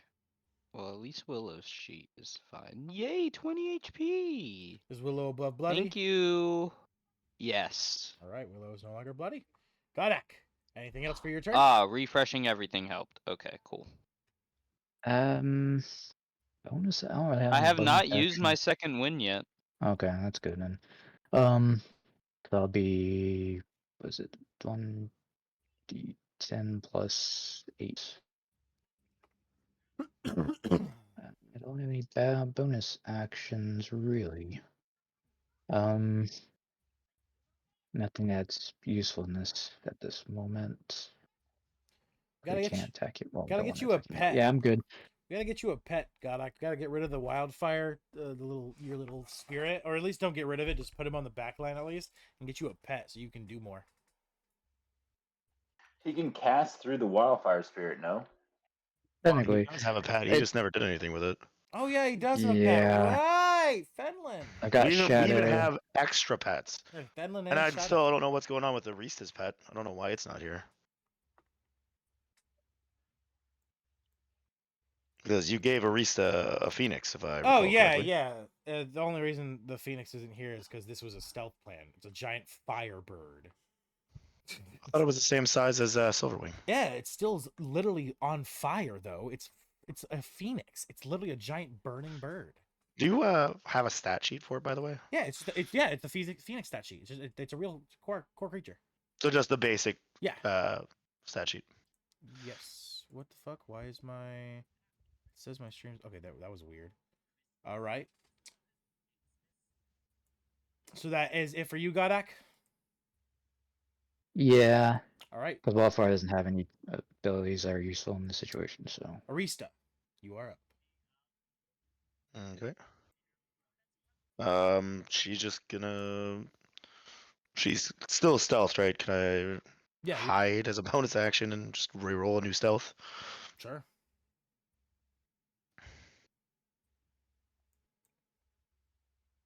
Nat 20.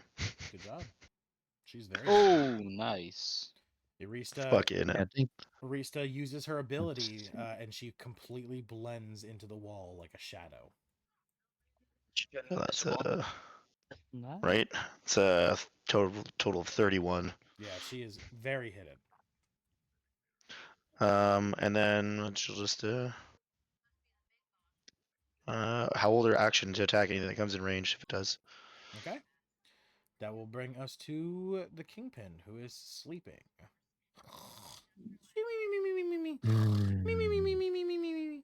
All right, Emmy. Repeat saving throw is nothing. It's so unfair. Yep, it's just EP. I'm not even Yep. gonna bother. Emmy, you are up. Yeah, but there is no saving throw. There is nothing to get Oh rid of it. yeah, that's what I thought. Yeah, I think so. Yeah, it's just you're sleeping for a minute now. GG's. All right. Just a refresher. If I cast a action and use a spell slot, do you play with? I can't bonus action spell slot, right? You can, as long as it's a cantrip. You I cast, forgot I was blessed. You can cast one leveled spell and one cantrip, or if you have the sorcerer sorcery Spell, points, the yeah. sorcery points that allows you to multi-spell, you can cast 2 spells. Okay, great. Is that? Yeah, that's still dual spell slots because it's only Yes. one leveled spell slot per turn, right? Like I said, sorcerer like Vadagar is able to cast 2 leveled spells as long as they're action and bonus action, but that's only with his sorcery points and everything and his things. Yeah, So yeah. for you, it's which are one limited. Yeah. For you, it's one leveled spell and one cantrip. Great. Well, with that, I will cure. Nessa, how low are you? 21 out of 88, not bad. Yeah, okay. Not bad, So not bad. You know, I could, I could I take a couple walk nibbles over. to the ankle. shit. I walk over and I cast Cure Wounds at second level. Oh, So that is. First, I use a Bardic Inspiration to give myself Bardic Inspiration. So I roll. Wait, can you give yourself bardic inspiration? It you doesn't can do say that. you can't. It says that you in have the to give it to rules. someone else. It says in bardic inspiration you have to give it. I thought you might have like a subclass Do thing, you have to? but I'm pretty. Hold on, let me read it. Hold on. It specifies another creature, right? But it actually there's nowhere in the rules where it ever says that you can't use it on yourself. Yeah, it says so. Yeah, one creature other than yourself. Yeah, it does say in the rules in Exodium, Oof. Exodium Origins of Mythos. Not the, hold on, that's not the right book.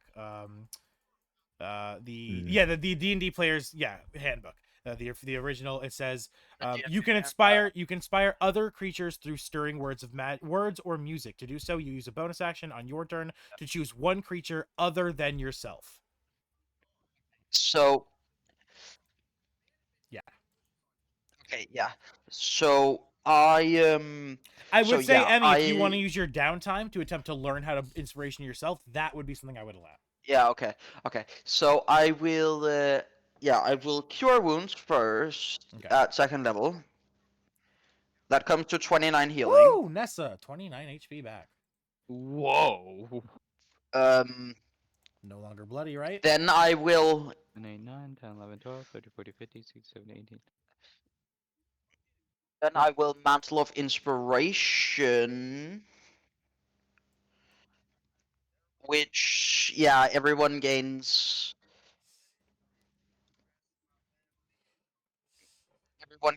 10 temporary hit points.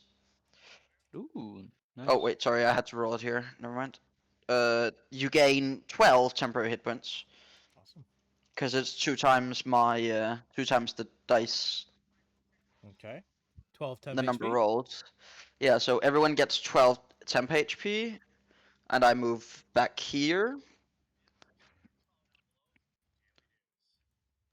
And Lila just, with her action, just let's see, She just makes a small wind like blow. It's druidcraft. It's not really much.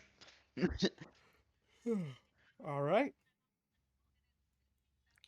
And that ends your turn. That should end my turn. All right, Nessa, you are up. Just gonna continue holding action with Willow.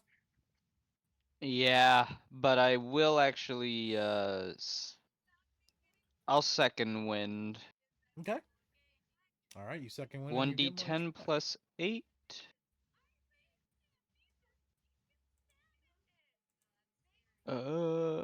There's the dice. D10 plus 8.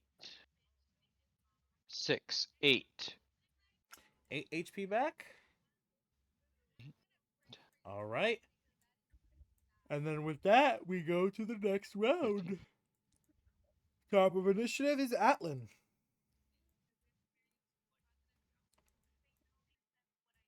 Not bad.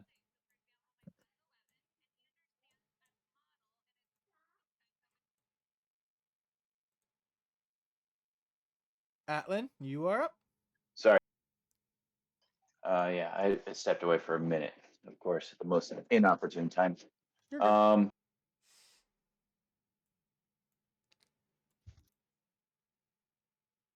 uh, Kareem, could you please mute your mic? Not me. Oh, it's It's Alpha. Alpha.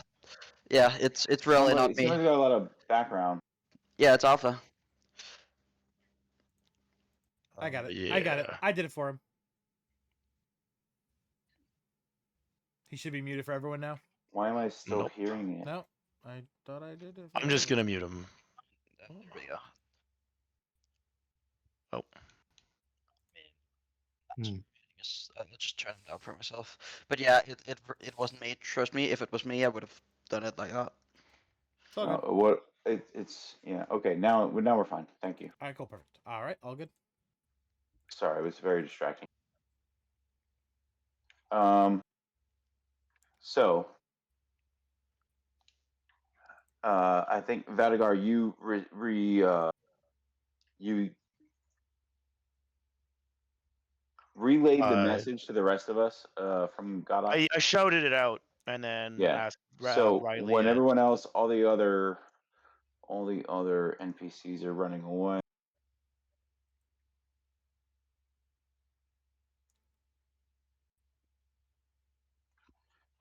Straw would, with his action and bonus action, get out of the ring, run away, to rejoin with the group that's fighting the Kingpin, following the other NPCs. That's his turn.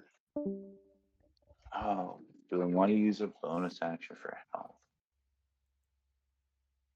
No, he's running low on key points. So yeah, that's Straw's turn. Atlan is going to. I think I can do this.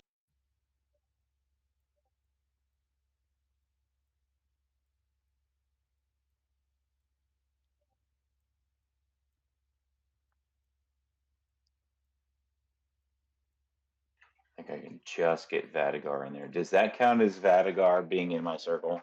Yeah, I'll give it to it.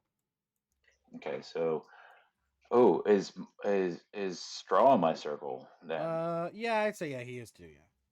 Okay, so Alan moves there. Again, he's like 5 feet in the air using his blood wings to kind of hover over the floor, but he's not flying very high.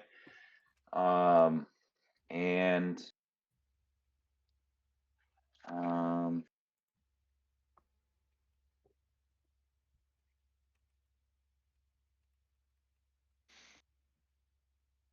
is Gorb looking bloodied or?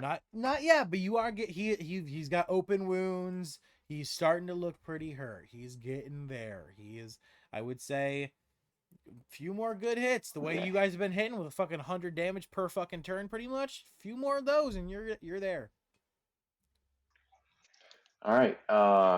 What Atlan is going to do with his turn then is he's going to cast another guiding bolt, although this time at 4th level.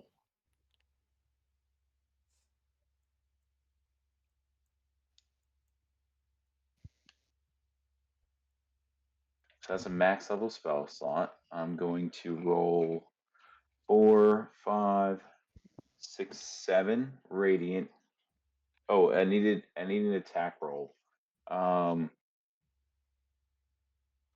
advantages, so it's just one roll, right? Correct.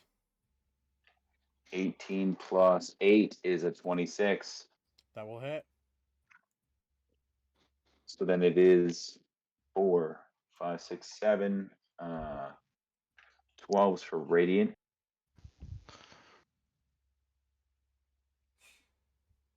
That's 42 radiant, made 84. God damn, he takes it hard. And then another 7d12 blood damage.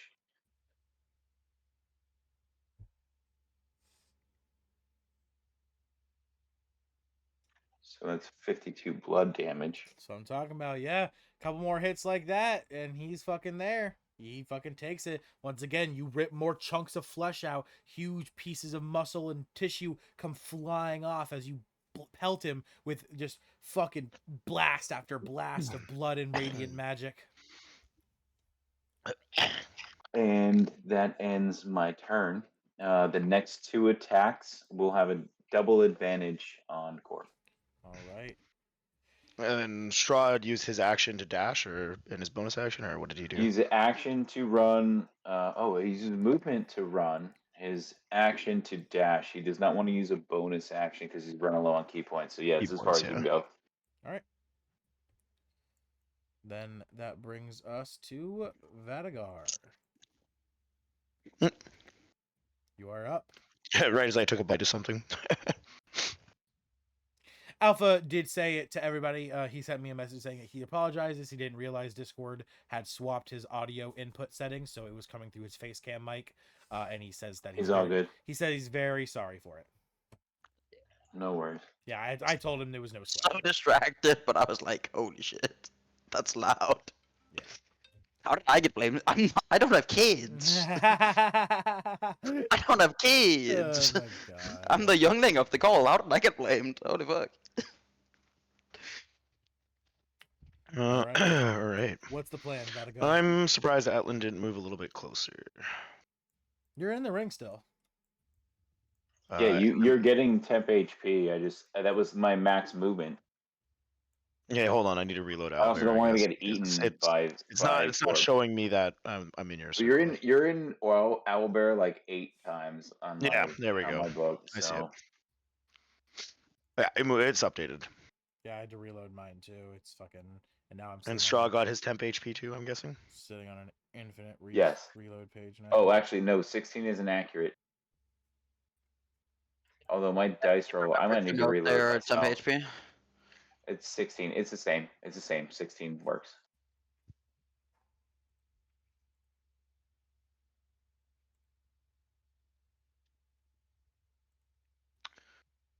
I see this stranger that we were warned about earlier on starting to close in on us. No, definitely you do. Roll me perception if you want to see that, because you are looking at Gorb, and he is. Keep in mind, very far I am away. floating. I'm floating in the sky. Yeah, So you are. I'm not gonna have like obstructions. No, I'm to not my saying it's vision, but, obstructed. It's just you are looking at Gorb, and this dude is like over in the corner of your vision, Gotcha. and he's All right. moving out of your vision too.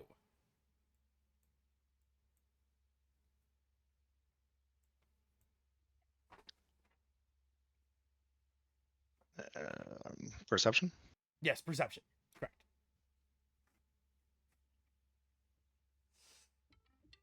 $14 plus 17.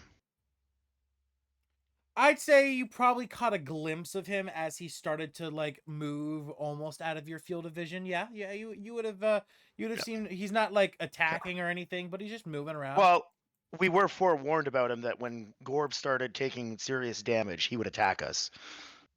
I remember this. Creed specifically pointed him out. Correct. Yeah, I have not forgotten. And everyone in the group is aware of that. So, that being said, my scythe is going to attack twice, so double advantage from, what's his thing? Okay. 2 advantage, you get double advantage 2 times. So that's plus 4, that's a 30. Yep, that's gonna hit. And gonna a 15 plus stuff. Yeah. It's gonna hit. 2, 3, 2, 3, 2, 3. This is plus 10. It's 56. 56 more damage. Okay. Gorb takes it. He's getting there. Come on, Gorb, is that all you got? Thought you were supposed to be stronger than this.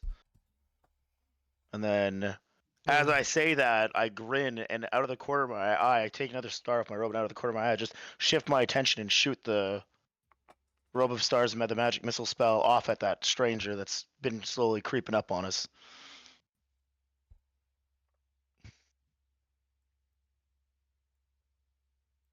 Yeah? Did Yep. my cut out? No, I heard you. Yep. Okay.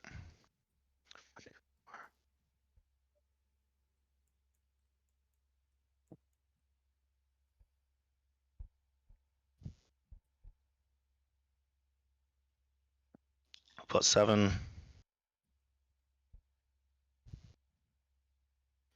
He takes 99 points of damage. And I'm assuming... this attack comes flying at him, he gives a wicked smirk as the dead eye, the one that's completely white out, it begins to act like a vortex. It begins a swirling thing begins to happen where it as his eye begins to glow, the white begins to emanate. All of the damage is sucked into his eye Can I directly. counterspell that? No, it's not a spell. It's not a magical. It's not like he's not casting anything. It's a reaction. And as this all happens, it swirls into his head, and his eye goes from being just a dead white. It now glows like a brighter color, but it's not like so bright that it's like emanating a bright light or anything. It's just glowing a little bit now. His reaction is used. So now... Which also means he is now officially in combat. I need to roll his initiative, because before he was... Okay, so now you keep trying to get me to use counterspell to stop abilities from developing. Can I counterspell the ability that he's using now? I would say wait, hold on to it for what he does with it, because what he did there, there's no reason to counterspell it. What he's gonna do with it, that is what you're gonna want to save it for. I was so confused of how counterspell works. You tell me to use it when people are charging their abilities. I can't use... God, I get so confused on how to use counterspell with you. All right. All right. All right. All right. Oh God. Really? Whatever. I guess that's his initiative roll. Okay. Let me add him to the tracker. He goes after Gorb.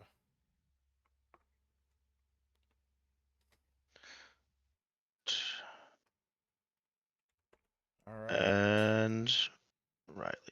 All right. He is in combat. All right. Riley is still running to the stairs, correct?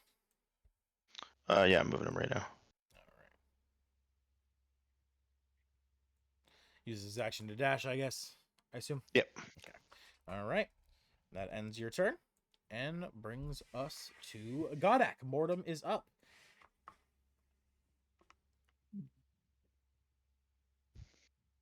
This is kind of out of reach, so I'm gonna go ahead and I'll go ahead and do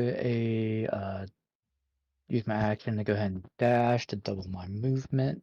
So that's gonna give him 120 movement here.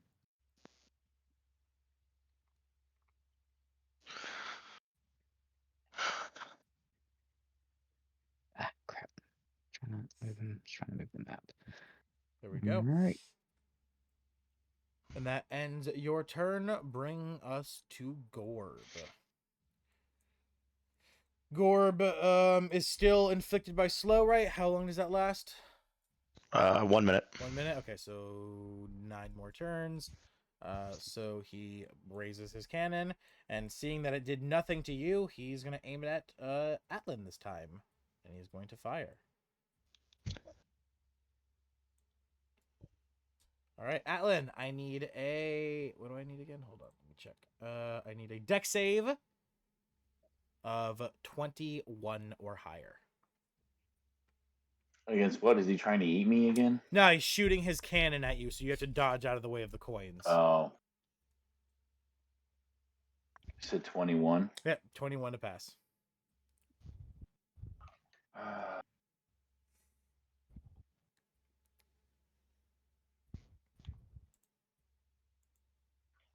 have any advantages or anything to use. Let's see what comes out.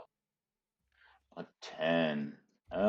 Even a funny die is not going to get me there. All right, that's it. Add a d6 to that.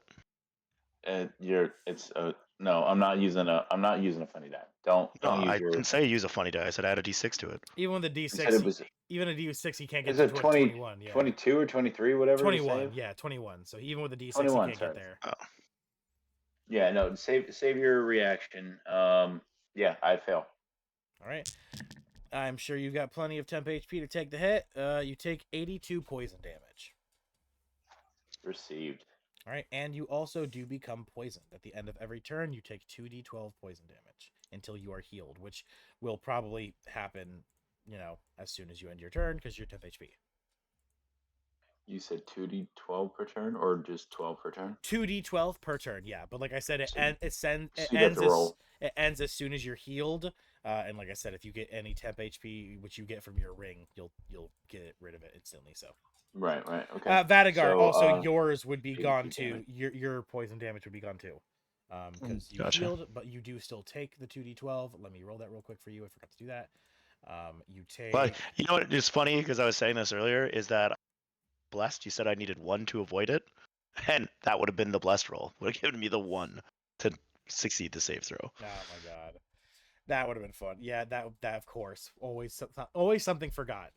You take 10 damage, which obviously becomes what, 2 because of your fucking effect. Yeah, so you take two poison damage. All right, Atlin, you took your damage and you are poisoned. Yep. Gorb ends his turn, meaning the stranger is up. All right.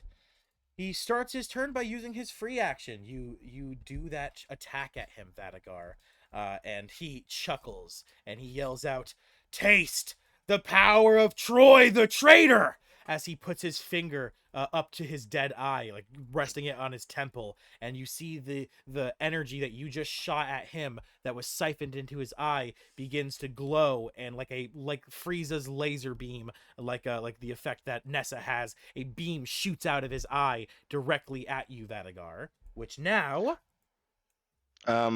He wouldn't get all of my demonic fury into that, would he? all of the damage you just dealt, this Okay. deals it directly back at you. Okay, well then just counterspell. You said I can counter Yes, this. I can counterspell. this is something. Yes, this is what you would counterspell, and as you do, as he puts his finger on his temple, he looks at you and he smirks, and the beam of energy begins to come out, and you laugh, you fucking snap your fingers, and in an instant, it just flickers like a light bulb going out, boo, boo, boo, boo, boo, boo, and then it just dies out, and all of it is instantly drained. He kind of looks, and he's confused. He's like smacking his head, like just like like you would smack a remote when it's not working. And he's like, "Come on, what are you doing? Work! What the fuck? Work! Whatever." And Wouldn't he see the explosions explode as I counter it, or is it fizzling out before it comes out of his eye? It fizzles out before it even comes out of his eye. He has no idea what just happened. He's just very confused. I'm still grinning at him with my head kind of tilted. Oh yeah, and he's just like fuck it, whatever. And he grabs onto a like an item on his waist, and he picks it up. It's a glowing red orb, and he just begins to bite into it, eating it like an apple. And he swallows it, and you see the eye begin to charge up again. It charges up. Hold on, let me see how much it charges with.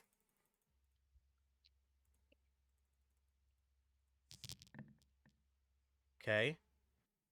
Charges. Come on, give me the roll. 22. All right, times 2, 44. All right, so it charges up with 44, and then he looks and he sees Straw, who's already injured, and he fires the beam off at Straw. Straw needs to make a dex save or take 44 damage. Dex save of 17 plus.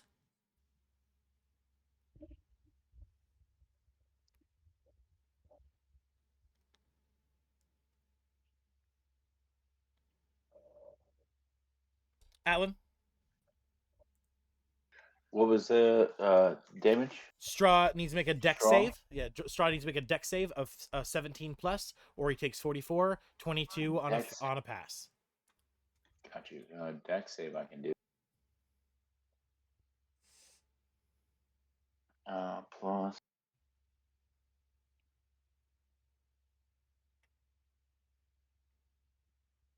That's gonna save. Okay, yep. So he takes 22 damage, fire damage. Received. As the beam of light shoots out of his eye, and Straw kind of dodges out of the way, and only like a little bit of it manages to skim him, just taking off a little bit of the flesh on his side. So he takes 22 damage. He's still up, but barely. All right, and that uses his action and his bonus action. His bonus action was to fire off the reaction damage, and his action was his single shot, and he used his free action to talk. He can still use his movement. He has 40 feet, so he can now move 40 feet, and he moves all the way up to Straw. And he stands in front of Straw, cracks his neck, and he cracks his knuckles, and he looks down to him, and he smiles, saying, "Are you ready to look like Swiss cheese, boy?" And Straw just kind of gulps, standing there meekly, and ends that stranger's turn, bringing us to group 2. Top. Stranger. What was that, Nick? I just measured how large he was. Oh yeah, he's a big boy. He's like what, 30 feet, 20 feet? 20. Yeah, 20 feet tall. Yeah, he's a big fucker. All right, Godak, top of initiative. You are up. Okay, so let's see. Hmm. All right. Do we want to start attacking yet, or do we need at least another round? Wait, or one more round of healing, I should say.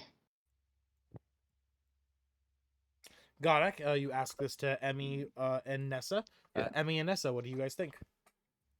I think we might as well take all the rounds we can get of healing. There's nothing wrong I in agree. I Okay. agree. Take in every getting bit. full. Yeah. Get every advantage we can. Yes. All right, gotcha. We don't bet. We make educated guesses. Gotcha. Shoot then.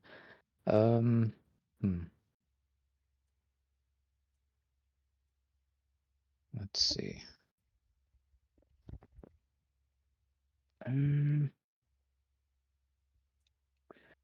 How many uses of the tree leaves would I have left?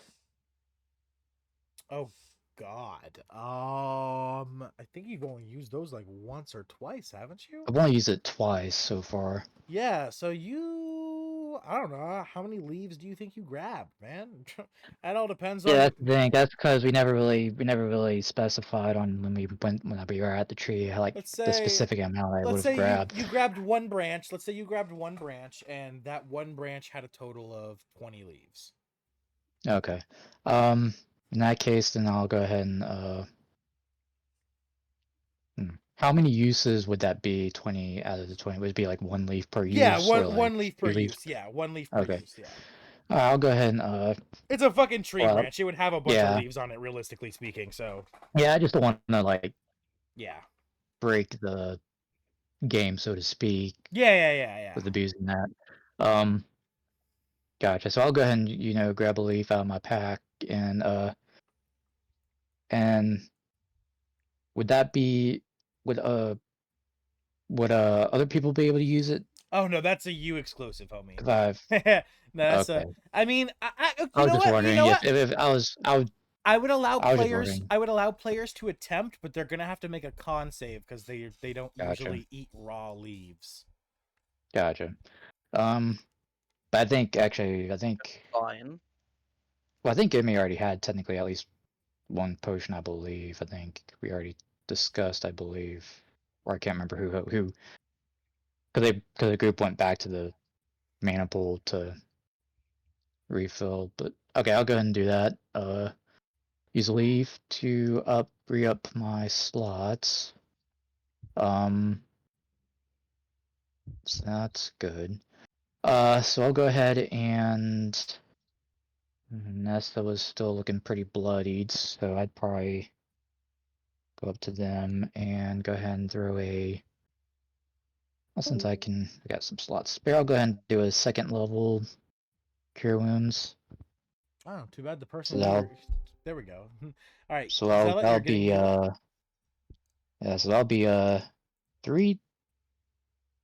3d8 plus 6 plus another d4. So that should get you up pretty good if my rolls are lucky. Ooh, yep. 31 health. 31 health to Nessa. All right, Nessa, you get 31 HP. Got that, Zealot? You might be muted, buddy. Yes. There we go. There we go. Okay, Yes. good, cool. All right, there we go. Nice. And that ends your turn, Godek? Yeah, All I'd right. probably move back over here. Risa just going to keep holding her action, Valigar? There's not much you can do. All right. The Kingpin is still asleep, so Emmy, you are up. Do we do stacking HP? Temp HP. Yes, sorry. temp, temp, yes. yeah. Yes, temp HP is Oh. it does stack indeed. Oh. Up to wh- up to double your max HP. That is the limit. That's still that's pretty good. high. Oh yeah. Well, it's because let's be honest. I throw creatures at you that do like 100 damage sometimes. You got to have that pool. Like yeah. it's fair. Yeah, I do a second level cure wounds on myself. That would be third use. So that would be. Okay. Let me create a custom. I'm gonna guess that brings you past bloody, so you're no longer bloody. Yeah, It's gonna be, perfect. 23 that HP. and these. So, and then I use an action of Bardic. I use a Bardic Inspiration dice to get Mantle of Inspiration. Okay. So I have to roll in the. So that everybody gains an additional 6 temp HP. So that brings us to 18 from me. Okay.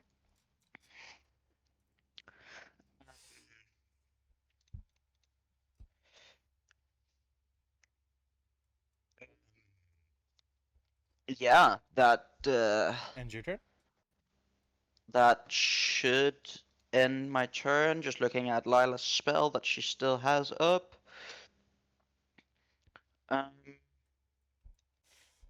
Actually, Lila will cast Detect Thoughts on the squirrel. So let me just look up Detect Thoughts. While you do that, someone just dropped a comment. Exo Blue. He says, in my games, it has to be from a different source, not from the same for temp HP. The reason Exo Blue, I allow them to stack temp HP, is because, like I said, some of my creatures can do up and past of 100 damage in a single attack. So most of the players have around attack 3 times a turn. yeah, and can attack 3 times a turn exactly. So most players have around 80, 90 HP, which means their temp HP can stack up to double about that's like 180 temp HP. So even with their temp HP and their HP, they're like around like a little over 200, 250-ish. But even with that, with 3 attacks, some of my creatures can still kill them in 1 turn. So that's why I give them the ability to stack not only temporary HP, but also advantages and stacking disadvantages against enemies up to 5 times both. So Detect Thoughts, what are you doing with that, Nick?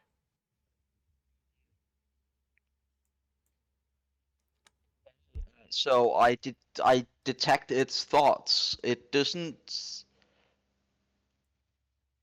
Okay, so it starts off with Lila can detect sense the presence of thoughts within 30 feet. Never mind then. She I can won't read cast you it. the spell for the duration. You can read no. the thoughts of certain creatures when you cast a spell. Yeah, I know. Well, I'm just no. reading it to the DM because he's asking what it does. We can. Oh yeah. Yeah. Until the spell ends, you can focus your mind on one creature that you can see within 30 feet of you. If the creature you choose is an intelligence of 3 or lower, or doesn't speak any language, the creature is unaffected.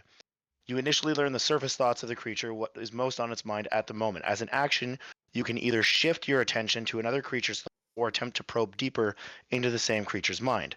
If you probe deeper, the target must make a wisdom saving throw. If it fails, you gain insight into its reasoning if any, its emotional state, and something that looms large in its mind, such as something it worries over, loves, or hates. If it succeeds, the spell ends. Either way, the target knows that you are probing into its mind, and unless you shift your attention to another creature's thoughts, the creature can use its action on its turn to make an intelligence check contested by your intelligence check. If it succeeds, the spell ends. Questions verbally directed at the target. There's more into questioning it, but I don't know if you need all that Yeah. at this point. Lila's too More, far. but Lila's too far, sadly. yeah, to- she wouldn't cast it. She knows she's too far. Yeah. Um. Yeah, that's probably. Yeah, that's my turn. Okay. And for Exo Blue, who said, "Damn, level 1 must have been rough." They started at level 5. My campaign starts at level 5 and caps out at level 30. No. Did we not start at level 5? No. What level did we start? You at? gave us level 1, 2 magic items to start. No, we were 5. No, yeah, this campaign No started at way. level No, 5. we were definitely level. I'm pretty sure we were level 5. Yeah, We yeah, didn't this start at level 1. You Yeah. could go into the server, go back and Oh, check no, on you the know what? character creation info. It says level 5. Yeah. That's what I thought. Yep. Yeah. I'm looking at.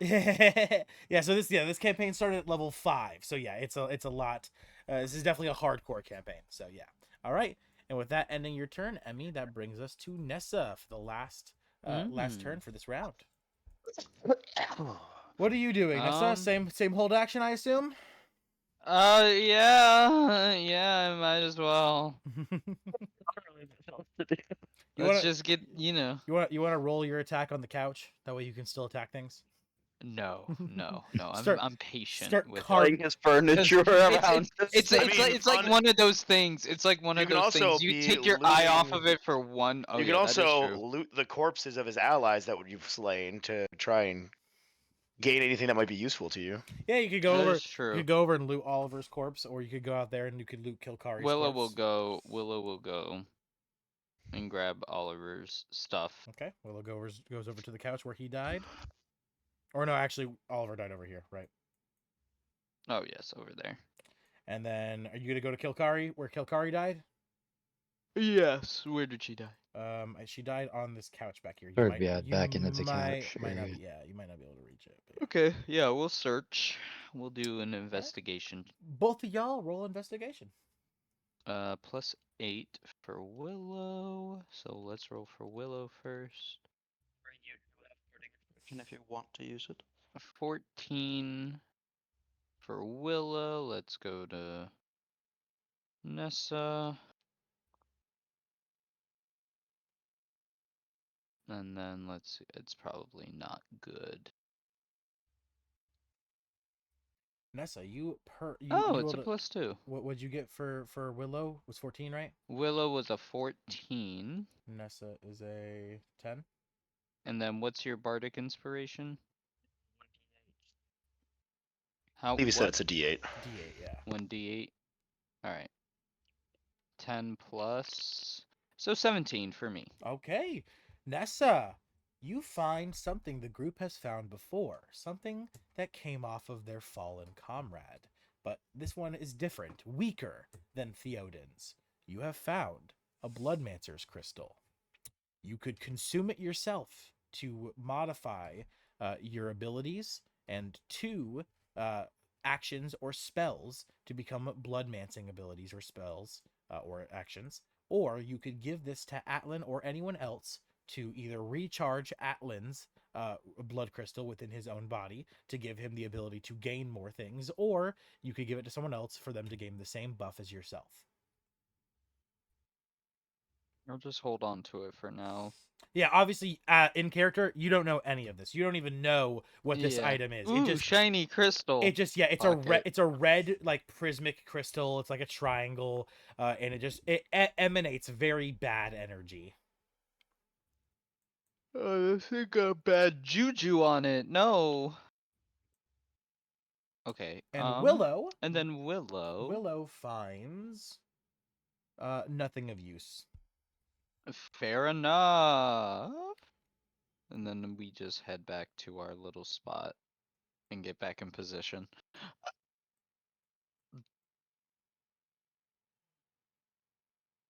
All right. And with that, we end another round, and it is also 6:30. So we're gonna take another quick 10-minute break, and then we're gonna come back and then finish up today's session. We're like I said, I know we didn't get to start at 3, but we still did come in at 3, so I do still have to leave today at 8. I know we didn't get to play for that hour, but my girlfriend obviously still didn't get to spend time with me regardless for that hour. And the reason why we're meeting earlier to get off at 8 is so I can spend more time with her to eat dinner and everything. But so that being the case, we are going to take a 10-minute break, and then we are going to get back to it. Yeah. All right, everybody, I will see you all in 10 minutes. Alrighty. Gotcha. Yeah, I think we need to probably just only do one more round of healing, and then we'll need to. I'm hoping we only have one more round with Gorb, and then we can either turn into our Yeah. side or. Well, But we have to keep that stranger away. once I get my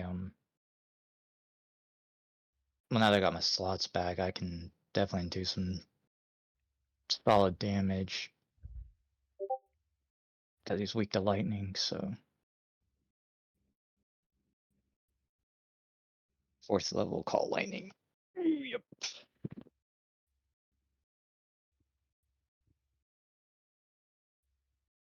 Or I could do a. Let's see. Call lightning. That'll be 4d10. Off fire 5d8. Yeah. Oh, that's actually about the same. 5d8, 40. Yeah. Why even what's the point of that? Hmm. Mhm.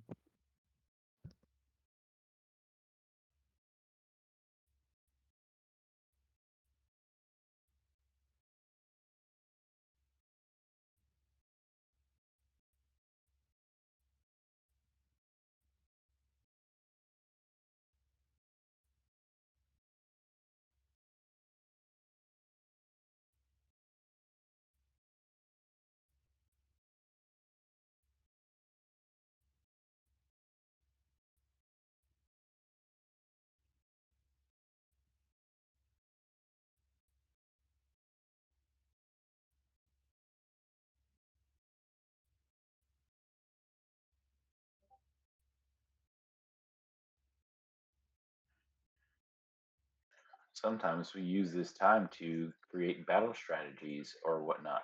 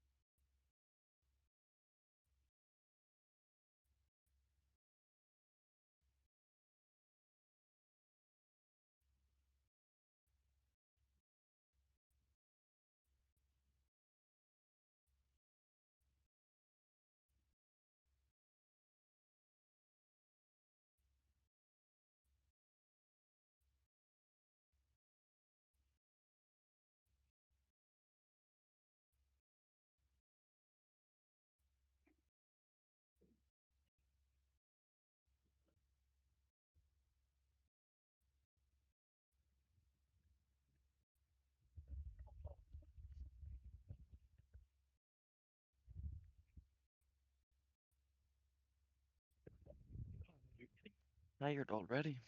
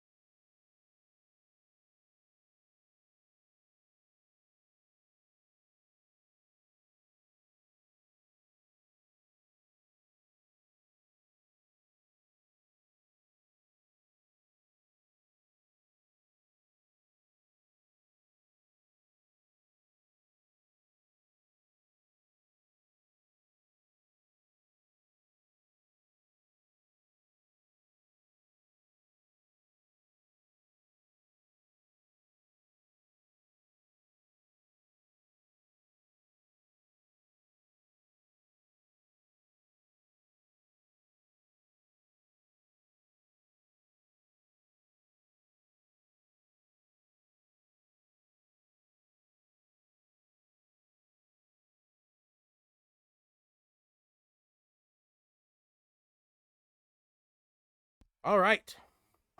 With that, I am back. Everyone ready?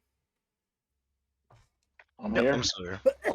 Looks like Vadagar, Yep. you were right. We are not finishing this tonight. No. Wow. But one more session. I definitely think that next session will definitely be the final wrap up for this. That seem to Alright, just so let's kind of let's just try to get as much done as we can now with it. All right. Yep. Get it going. Let's hop right back into it, everybody. With that, we are at the top of initiative once again. Athlin, you are up. Please take it away. All right. I am looking at drawing this stranger, and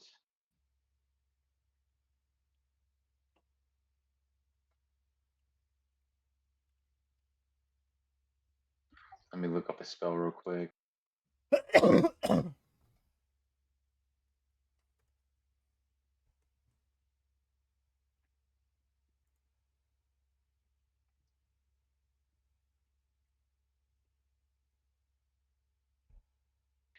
Is it worth a shot?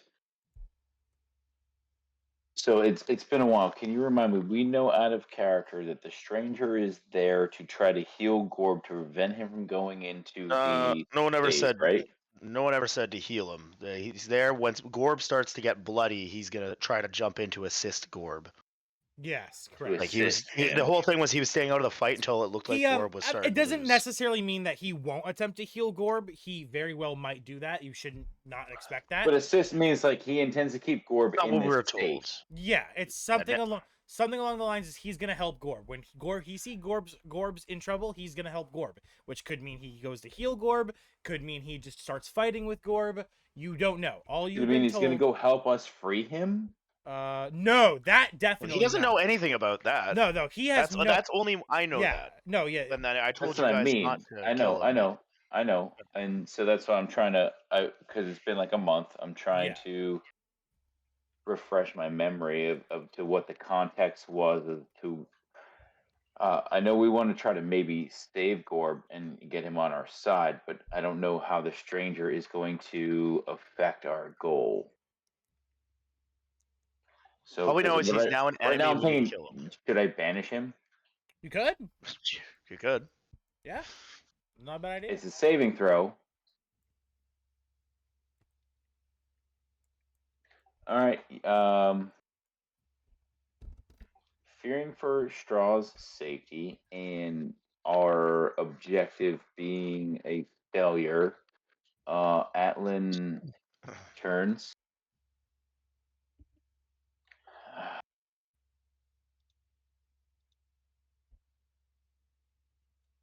Oh, sorry, lost my owlbear there for a second. He's going to target the stranger and attempt to banish. It's a charisma saving throw. All right, charisma saving throw. Let me roll that. Yeah, he got a 7. 16 to save. Yep, he failed. Hardcore. Banished to the native plane of the existence it's from, or a harmless demi-plane. So yeah, he goes to the void because he is from Sanctuary. So he just disappears, and to him, he's While now there is incapacitated, remains there until the spell ends, which is up to 1 minute. So 10 At rounds. which point it will reappear. Okay, so- And then I guess you guys all lose bless because I'm realizing it's a concentration spell. all right. So you have to drop bless. I mean, I forgot I had bless anyway, so Yeah. So, and Straw, I guess, lost it when he went down, I think I accidentally just deleted it. He should still have it, but yeah. but it's all right. He didn't attack afterwards, so no effect, no harm, no foul. So now my concentration is on banishing the stranger. All right. There we go. All right. Straw will take his turn to use his last 2 key points for quick heal, which is a d6 plus 3.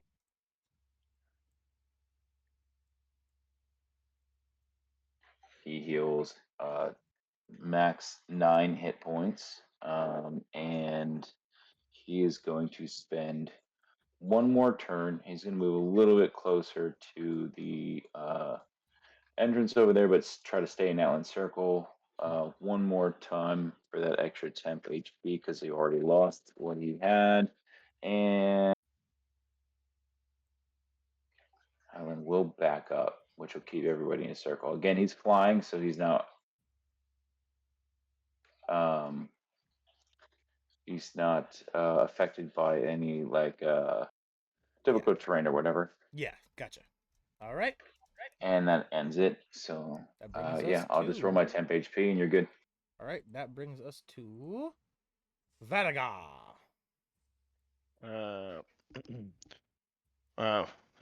well done, Alan. And then I'm going to use 2 more bonus actions. Where's the map at?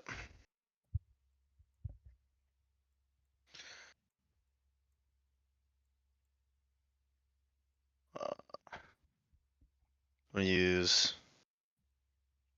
2 bonus actions to do my scythe attack, and I no longer have any advantages or engaged with Alan's attack in him last turn.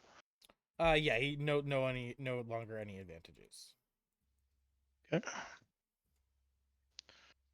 That is 24 and 16, but I'm going to re-roll that with a regular inspiration Okay, you're using your regular to inspiration. get 27. All right, both will hit then.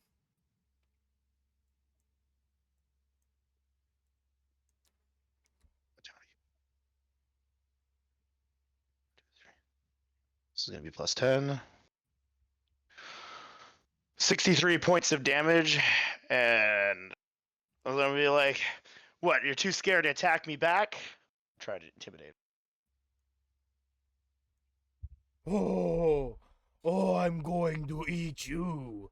I can't voice act nearly as good as Alpha. All right.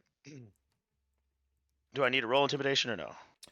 No, he's not getting intimidated. He's too dumb to be intimidated.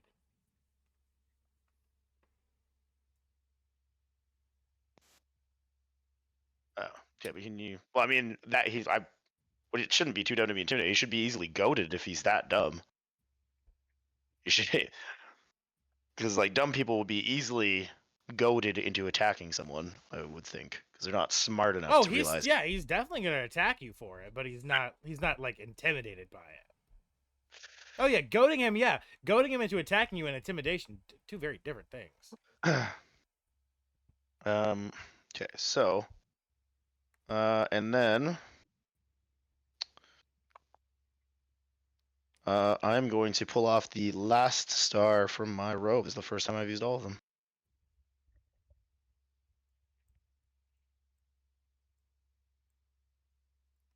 Throw it at Gorb, and how much damage? Find out. This might be enough to do it. We might actually get this fight done this session after all. I didn't realize I was thinking Gorb was a little higher than he was. 90 points of damage.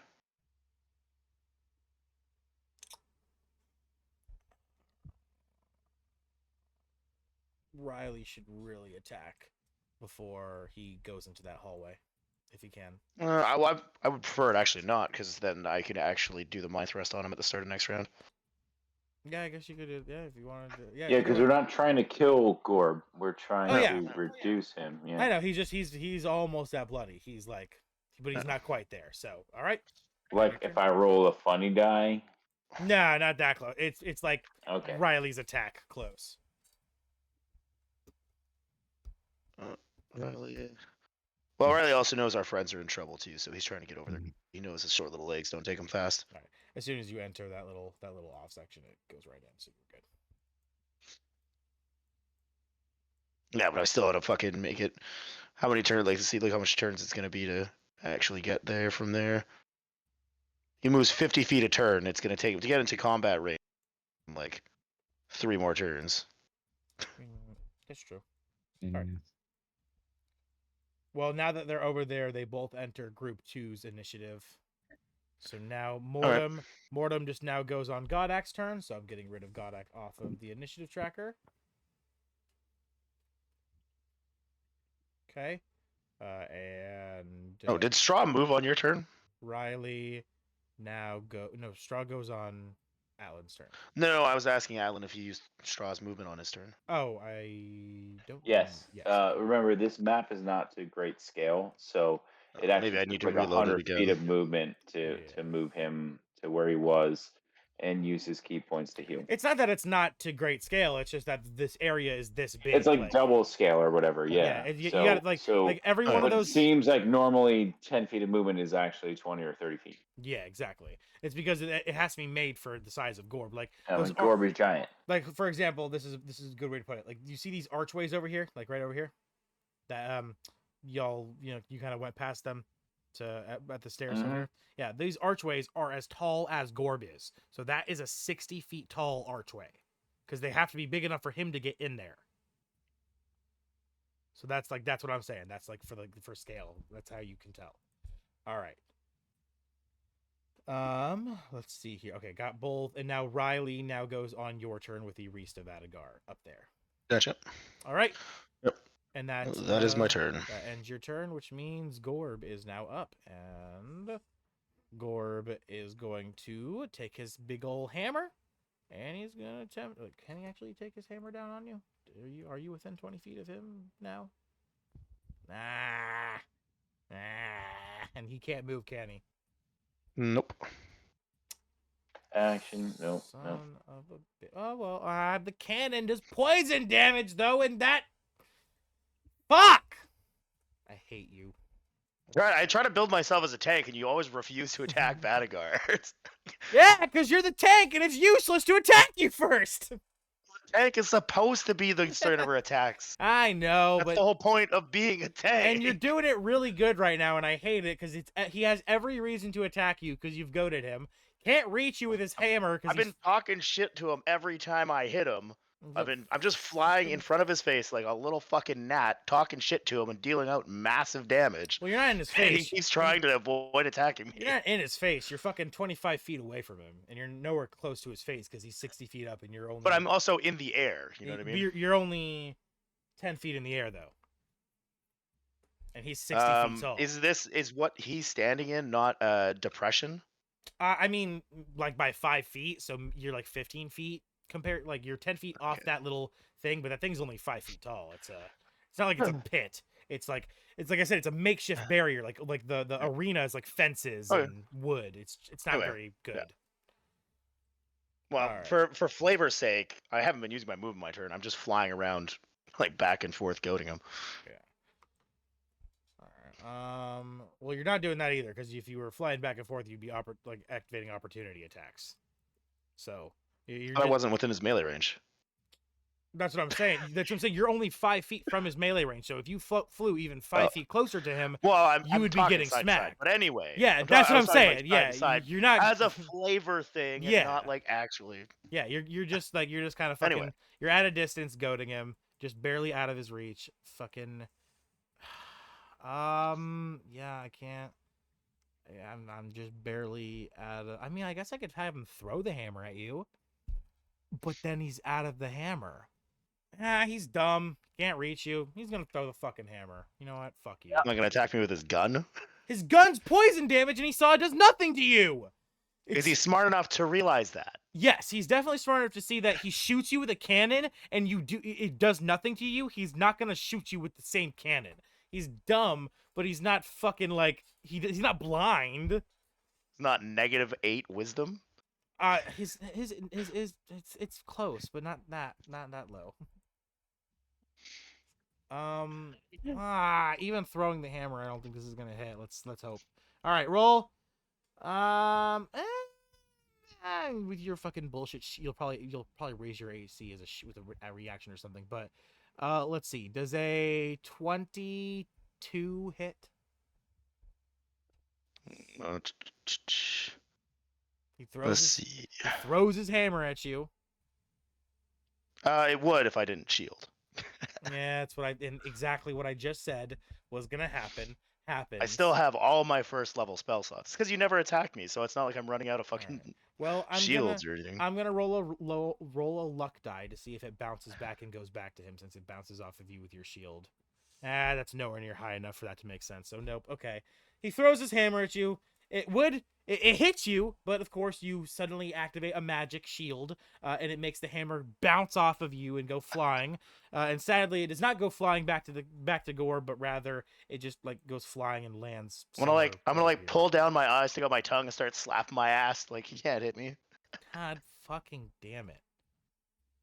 All right. Well, that's the only attack he can do, and he can't use a bonus action or anything. Oh wait, layer actions are layer actions? No, that they count as an ability. Yeah, so no, he can't do those.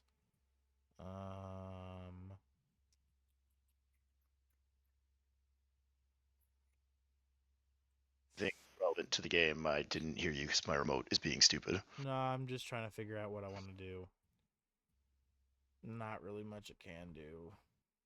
Really sad that I'm not going to kill anyone in this fight. I was really hoping that this fight would have an impactful death, but it seems like I'm not doing that. Yeah. Yep. He can't do anything. All right. Well, Kingpin gets any realistic things, he would probably, I don't know, target Emmy because she's been doing a lot of him. He's just harassing from the background. oh yeah, definitely. He's definitely pissed at that. But Gorb is going to end Gorb's turn. Gorb is useless right now. All right. Gorb ends his turn, which means we go back to group. And that's what we like to hear. We go back to group 2. All right. Wait. No, I don't. I forgot. Ha. Right. Oh, fuck yes. Perfect. Time to roll initiative for this bastard as he... Well, that makes sense because he rolled 2, which means he goes after Gorb. So the stranger on the bridge, who is a wild card, finally steps up to bat as he steps onto the very edge of the railing, looking over to the rest of the group. Please tell me you have enough movement. It's a fucking 200 feet, but you're pretty damn far. 100. Yes, sir, baby, let's go. Okay. He is in range. And let's be creative with this. Gorb can't move himself, but that doesn't mean Gorb can't be moved, correct? I don't know. Doesn't he have like resistance to being pushed? Learned that when I tried to hit him with my flail during the first fight. Not pushing him. Rather, a portal is going to open up underneath his feet and above your head, Vadagar. All right. Would that? Does anything of you stop that you're doing right now? Right? That isn't nothing there. Nope. All right. Perfect. All right. Let me see. Let me roll to see if he even succeeds. The kingpin, the Gorb's not going to fight it. Or nat 20. Finally, a nat 20. Yes. Okay. I will take. Hey, what nat 20 for what? For the for the magic. For he has to cast a portal. The boy over here. So what did he roll a nat 20 for? To see if he can cast a portal or not. He has to make a check to see if he can even succeed in making a portal this big. Hey, give me a second. All right. In the blink of an eye. You have disadvantage. From Zephyr's Horizon Watcher. Make a perception check from Zephyr first to see if, because this is a character coming from out of combat into combat. Okay. Not something that would be actively paid attention to.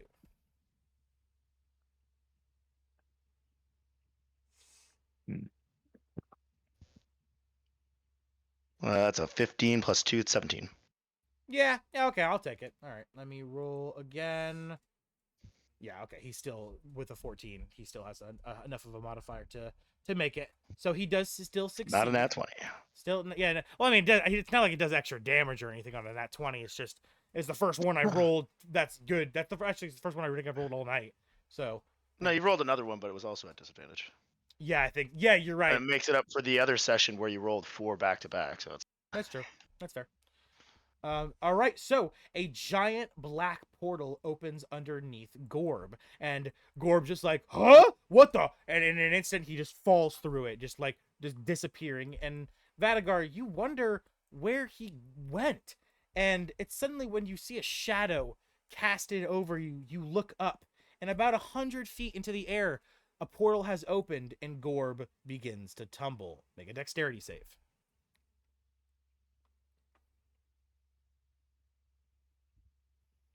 An 11.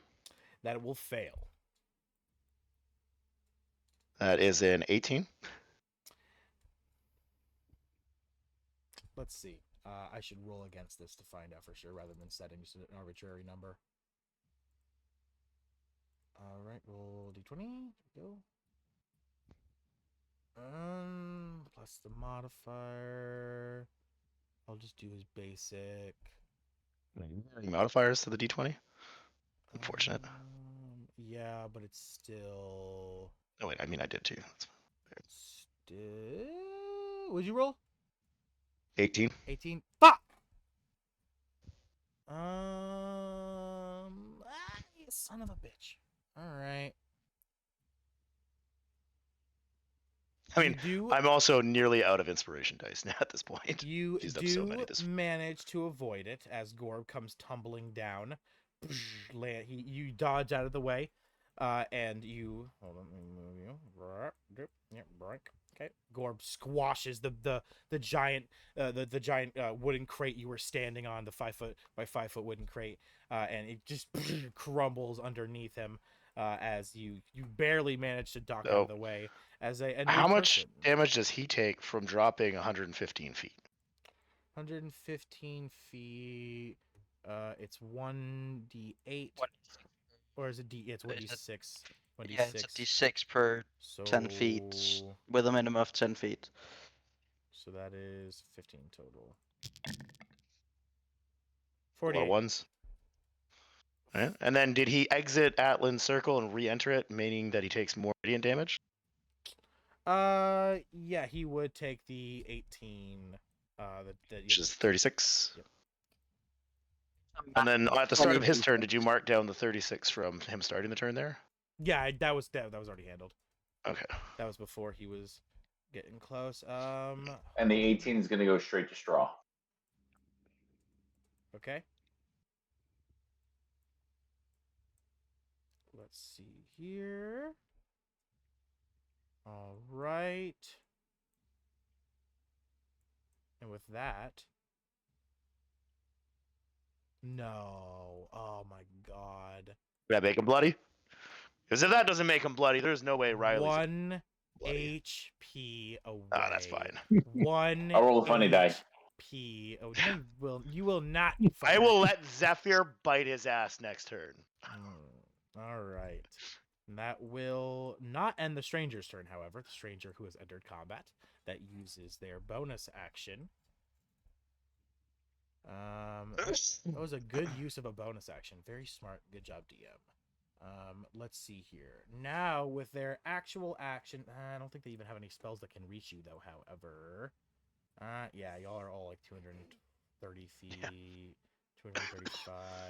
Does he have anything at all? Yeah, he does have some stuff that any creatures that can hear it or see it, which you guys would be able to.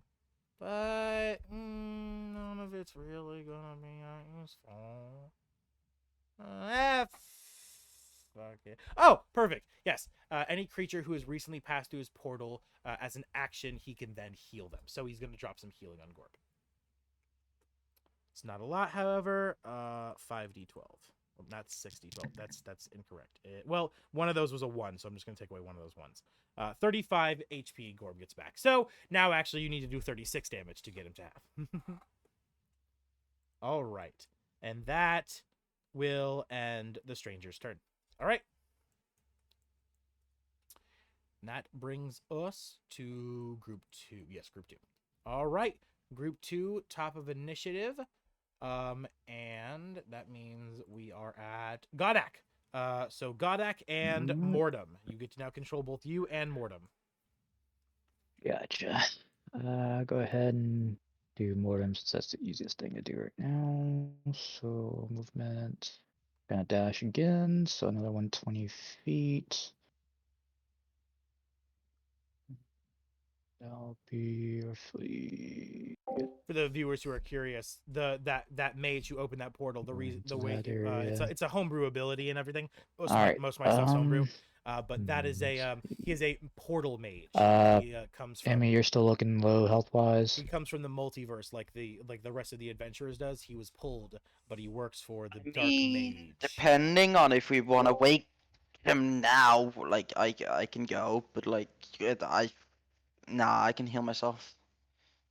Well, I mean, I can would pretty rather much. use your spell slots. How are you looking spell slot wise?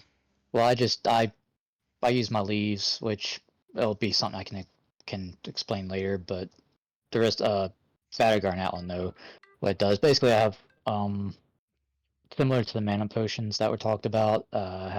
We found a tree that had leaves on it that basically do the same thing. And I have, as right now, 17 more uses you of get 20 that. uses of that mana potion? Well, the leaves, yeah, technically. Which is why I'm not really worried about. I can heal you all. I can probably get everybody up to max health. Yeah, then easily if I need to. Just go ham. I'll check if I yeah. can. Twisted, you gotta remember, Godak's like one of the few people who doesn't have overpowered shit. I had to give him something, so I gave him the ability to refill spell slots more than the rest of you, so to counter for the fact that he doesn't deal nearly as much damage as the rest of you. Well, he's getting there with his scorching rays and his transmute. Getting there, yeah. He can pump out good damage in one turn, especially he's always doing the weak element. I don't have a single damage spell other than vicious mockery. I'll go ahead and I'll throw get up there. another. I'll go ahead and throw up another second level cure wounds to anybody who needs it. Nessa should be almost pretty good. I would What's your think. HP? I am good. Okay. Well, I'm missing 15. 15 HP. And Willow's probably. I don't know. I think Willow's kind of okay too. What about Arista? Well, never mind. She didn't really take any damage yet. She's been out of range. She damn near fucking died. What are you talking about? Oh wait. She's been. I've cranked 2 healing potions into her, and then she's got the healing Okay. earlier from what's her But name. So she's she's not bloody anymore, but she was fucking on death's door there for a minute. gotcha. Okay, I guess I'll go ahead and probably use it on myself then, because I'm still kind of, I'm not hurting, but I'll go ahead and get my stuff as maxed back up, I guess. Then, so I'll go ahead and do cure wounds on myself. So that's gonna be 3d8. Hopefully, this should be enough to max, get me back to full. And that should be, oh yeah, I'm +6. What? 3 turns ago? Yeah, that's exactly what I need. Okay, so that'll get me back up to 3 turns full. ago? Alright, so I'm at full now. Health, so I'm good. I don't have enough key points to bonus action another heal on anybody. So yeah, that's pretty much it for now for me.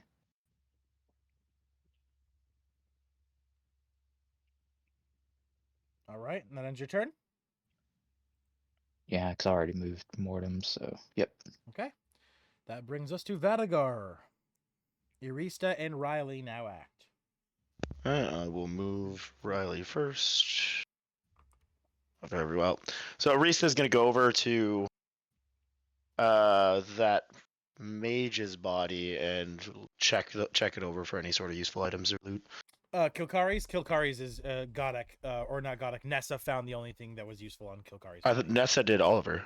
No, Willow and Nessa are both. They're the same player. They control them. You know. Oh, the shield. Okay, so he did both Yeah, of them. Gotcha. Correct. Yeah. So there's nothing. All right. Well, while we're taking a break, Arista is going to use her. She's going to wander around looking for anything that looks useful in the area. Roll Because investigation. I mean, I'm sure the Kingpin's got valuables. Oh yeah, for sure. Roll investigation. Arista.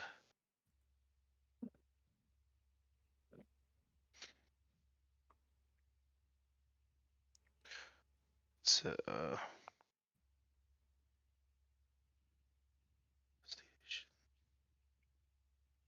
it's 22, or sorry, not 22, a fucking 16. 16. Let's see how much movement does she have? 30 feet. Yeah, so she could have gotten over here to this section of all this stuff over here. Looking around with the 16. She finds a rare health potion. What's that? So like a greater health potion? Just the blue tier health potion, whatever the fuck it's Rare called. Supreme, yeah. Yeah, whatever the fuck it's Superior, called. sorry. Superior. Yeah. So a superior, okay. Yeah. The one that's rare. All right. I don't like how my app doesn't tell me what the rarity of the items. Yeah, that sucks. So I want to know. So superiors. All right, and that ends Arista's turn. Yep. All right. Bring us to the Kingpin, who sleeps. He continues to slumber. Me. Yep. Me. Emmy, you are up. Yeah. Yeah, no, Lila would fly 30 feet up in the air. If she can. How tall is the ceiling? The ceiling. Let's see. His Kingpin's. How tall is Kingpin? Let me see. He is shorter than his brother, 40 feet. He wouldn't let his brother come into this section of the room. So yeah, the ceilings would be about 50 feet. They're still very tall to accommodate the Kingpin in his transformation, but small enough that Gorb would have to crouch down to get in, so that Gorb doesn't really have the ability to come in. Lila flies 30 feet up in the air. And then looks to Emmy. Emmy asks around if people are ready. Probably not. Probably not. Like Arista, you don't even see Arista right now. Yeah, Rista's over here, down here at this like little bench of garbage and gook. Yeah, no, okay. So she'll And, just. I don't know if Gadok told you that reinforcements should be on their way.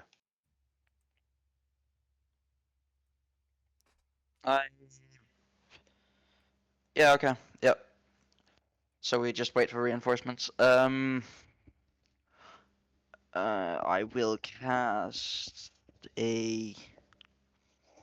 I will play my drums to regain a use of bardic inspiration.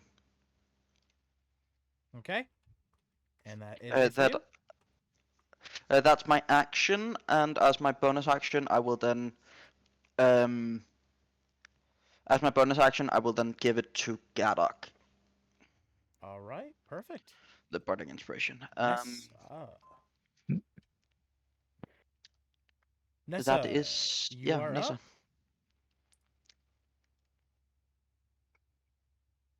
Okay.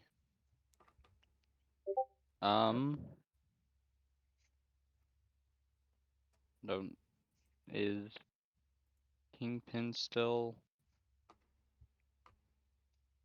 a squirrel? Yes. And sleeping. We still have like maybe I don't know how many rounds left. Yeah. So it Skip. wakes up. Well, hold my turn once more. Nothing really else to do.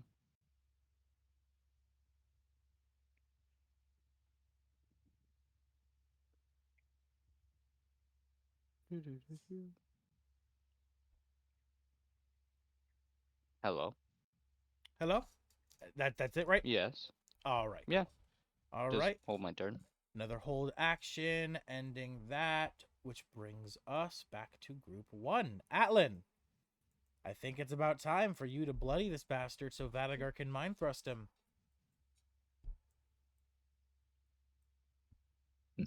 Um, so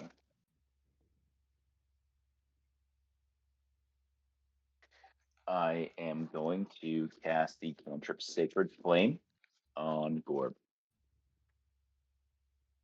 All right. It requires a dexterity save, and if he is still slowed, he is at a -2. Yeah. All right. Dexterity save, and he gets a 17. That does save. Oh, he's at disadvantage though. Hold on, because he's prone. Let me roll again. Yes. Okay. Prone yeah, and he fails. restrained, He technically fails. still. Yep, he fails. That's 2d8.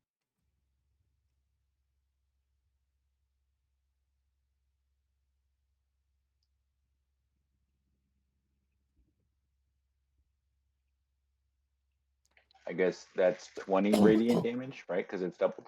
Yep, 20 radiant. All right, he is close. He is 16 points away from being bloodied.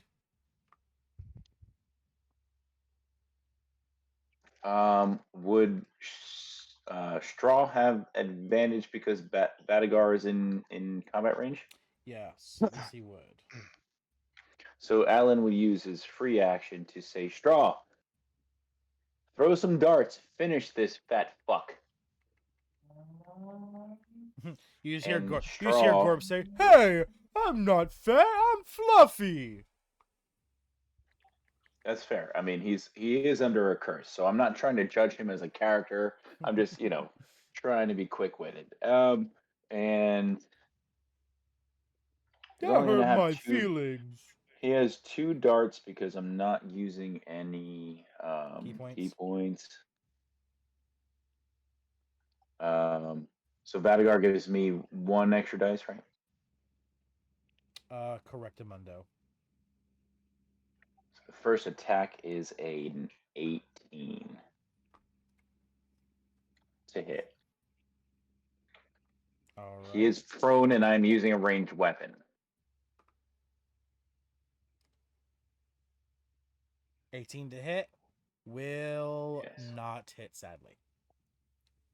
Okay, second attack.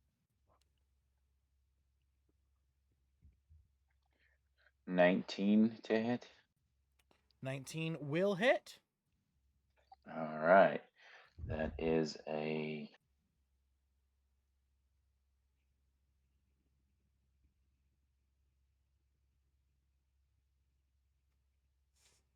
max damage of 7.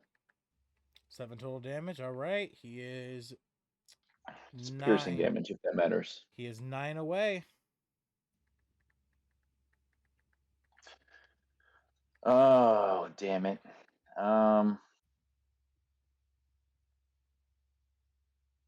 He is going to use a key point. He has 1 left now. Flurry of blows. He's going to attack 2 more times. Okay. Whoa, okay. At first I thought that was 2 1s. Shit. Misses. 19 plus 6 is 25. That will hit.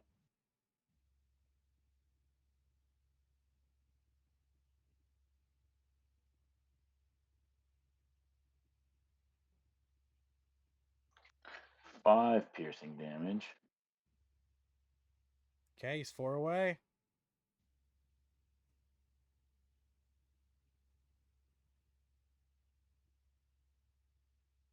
So that was Straw's attack bonus action. He has to use a movement. Atlan has already attacked because he used Sacred Flame, right? Yes. So there's nothing I can do as a bonus action to damage.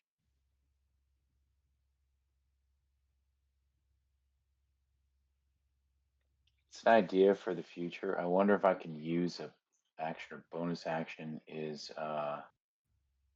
like I can pulse my circle and do the damage to Gorb. Like if it's not on his turn, but we'll talk about that in the future. For right now, I guess that's all I can do. I tried. So I couldn't close. knock him down. I think what I will do though, Atlan will fly up a little bit and fly out of the circle. Actually, he'll fly in this direction. Alan, you could finish this. Fly back. I can finish it. I could have finished it with Oh, myself. you want me to? You want me to cheat code this? All right, fine. Atlan flies away about 15 to 20 feet, and just outside of the range of Gorb, he'll fly back. Oh, that's my circle. He'll fly right back in and touch him with the circle again for an additional 18 damage. And for the first time ever, Gorb is brought to bloody. Yeah. And Atlan, you end your turn, meaning Vadagar, you are up. All right. Noticing that he is bloodied, I will. I'm gonna do this. I have to do this at 4th level. It's the only. But at 4th level, I'll upcast my Mind Thrust. You cast your mind thrust once again, and same as before. At a higher level, so it's even stronger. Oh yeah, and it's like before where before you like were pulled into Gorb's mind and everything was foggy. It was like dark, like a cave. You shatter Actually, through the mental 2 barrier. levels higher. You shatter through the mental barrier holding Gorb prisoner, and as you shatter through it, it's like a hero breaking through a window and like the light shining in behind him as he flies in to save Going the day. in shield first, Oh, and as yeah. I come through the window, my shield drops off and turns into my.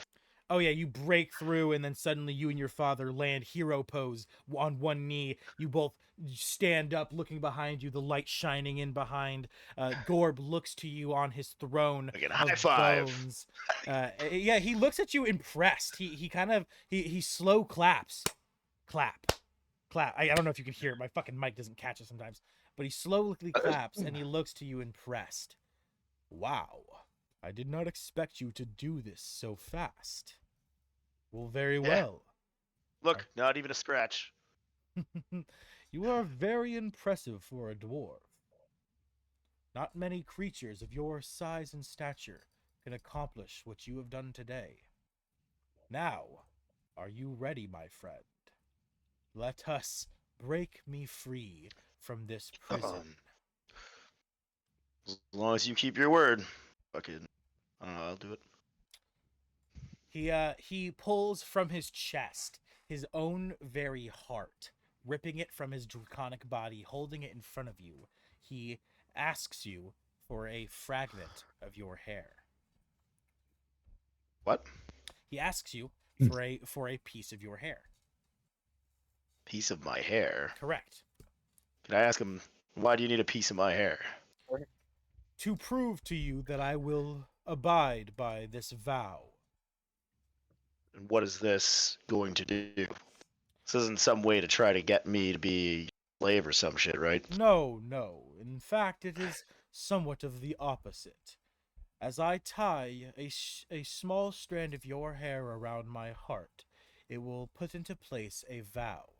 And until you die or leave the realm, it will be in place.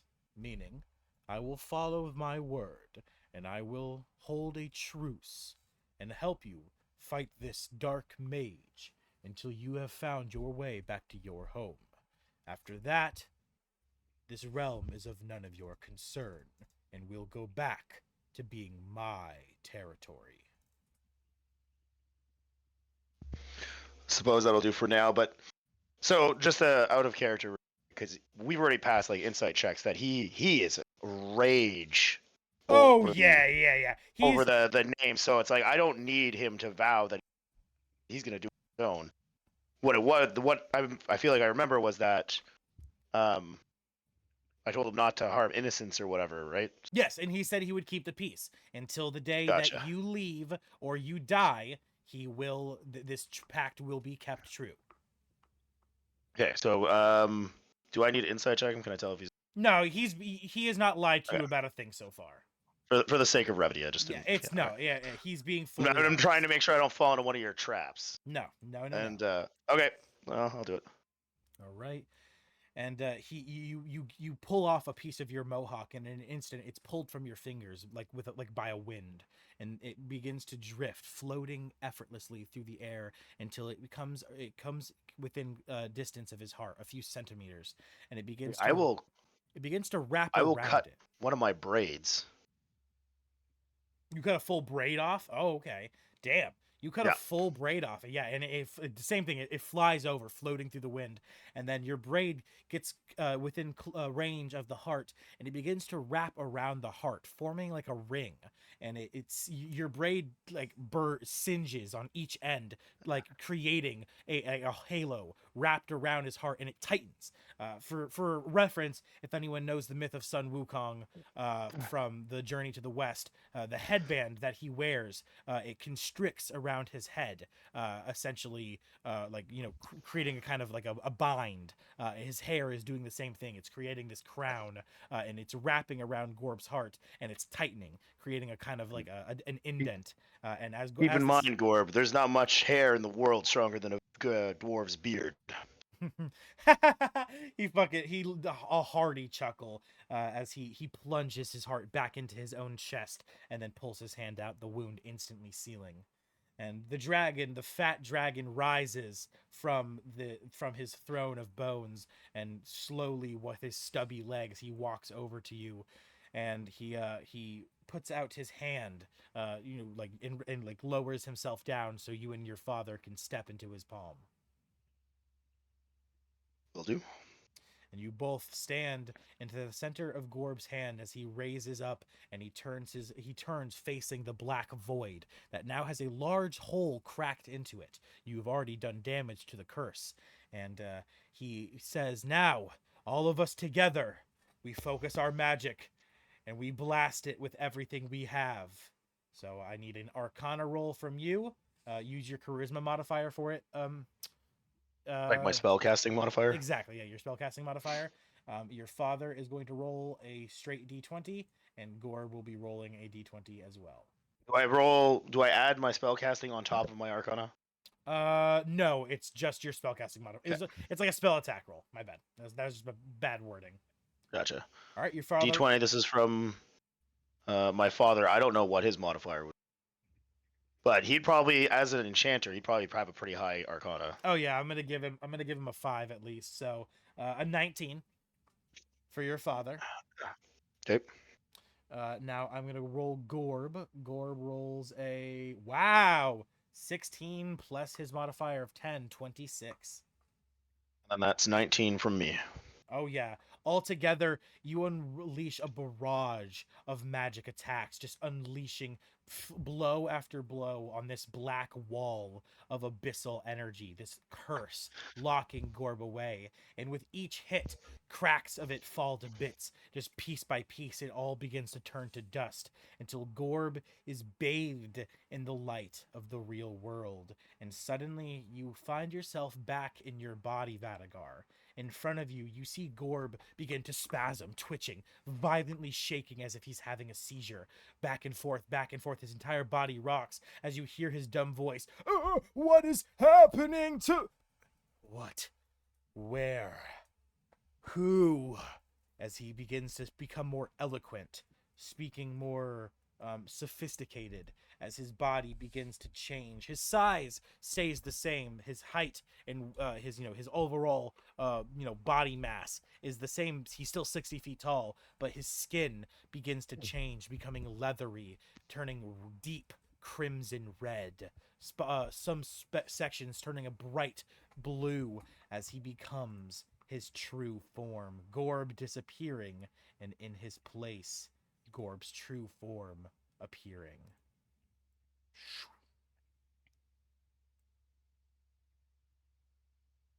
He is still laying down on the ground, but he takes his large claws, wrenching them into the stone as he begins to raise himself up from the ground.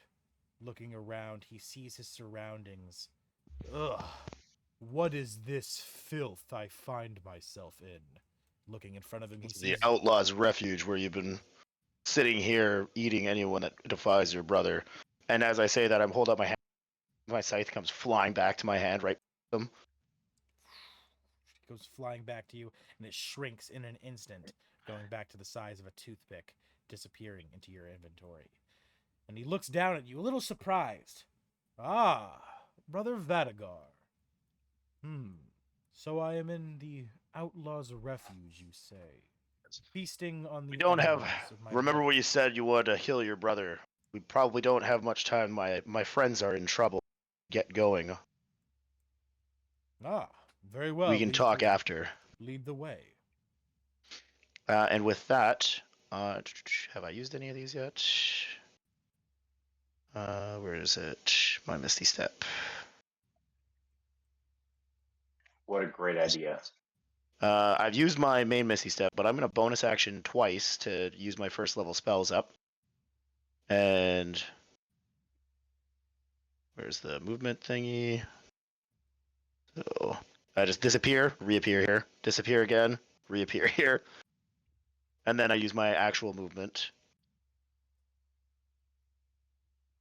And I already used my action, so I can't do anything with that. He sees Through this you. way. He sees you heading to the staircase leading to the entryway, and he sees it's a little small for him, and he says, "Ah, very well." Is he bigger than his brother? Oh yeah, he's bigger than his brother. And then you see him begin to shrink, changing size, shrinking down small enough to fit comfortably within the area.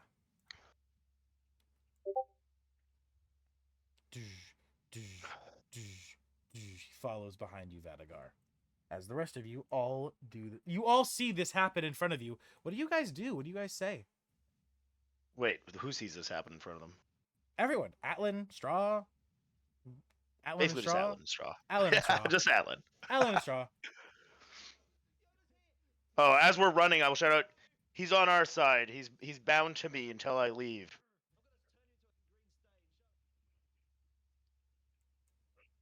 I think Alan and Shaw are just recovering, so they wouldn't say too much about it. All right. Eating. All right. Sunflower seeds, man. You guys gonna follow after Gorbin Vadagar? Can I, if it's not my turn? Oh yeah, let's for simplicity's sake, we're gonna wrap up today's session pretty much here. Well, do they still get their next round of? So we start at the beginning of the round, or? Yeah. I'll go through the next group. They can do any more healing they want to do, and then yeah. So. And then what was I gonna say? As a free action, can I technically send the message? Yeah, go ahead. Alright. Don't be alarmed, Godak. We finished dealing with Gorb. We've got him to fight. He was a prison of his brother. He's now on our side. We're coming to help you, so don't be alarmed when he comes in. All right. And the same thing to Gorb. I'll be like, the only target in here the only target to fight you here is gonna be your brother. The rest are on our side. Very well. As we cut back to group 2, as Gadok, you receive this message. All right, I sort of. Everybody would probably see me sort of nodding, looking up, kind of in the air, like I'm hearing something. And I'd nod and be like, "Okay," and then you'd see me sort of crack his neck and kind of stretch a bit, and then all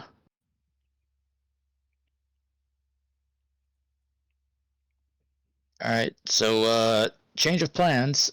Gorb's on our side. They're coming. So guess it's time to go ahead and start attacking him.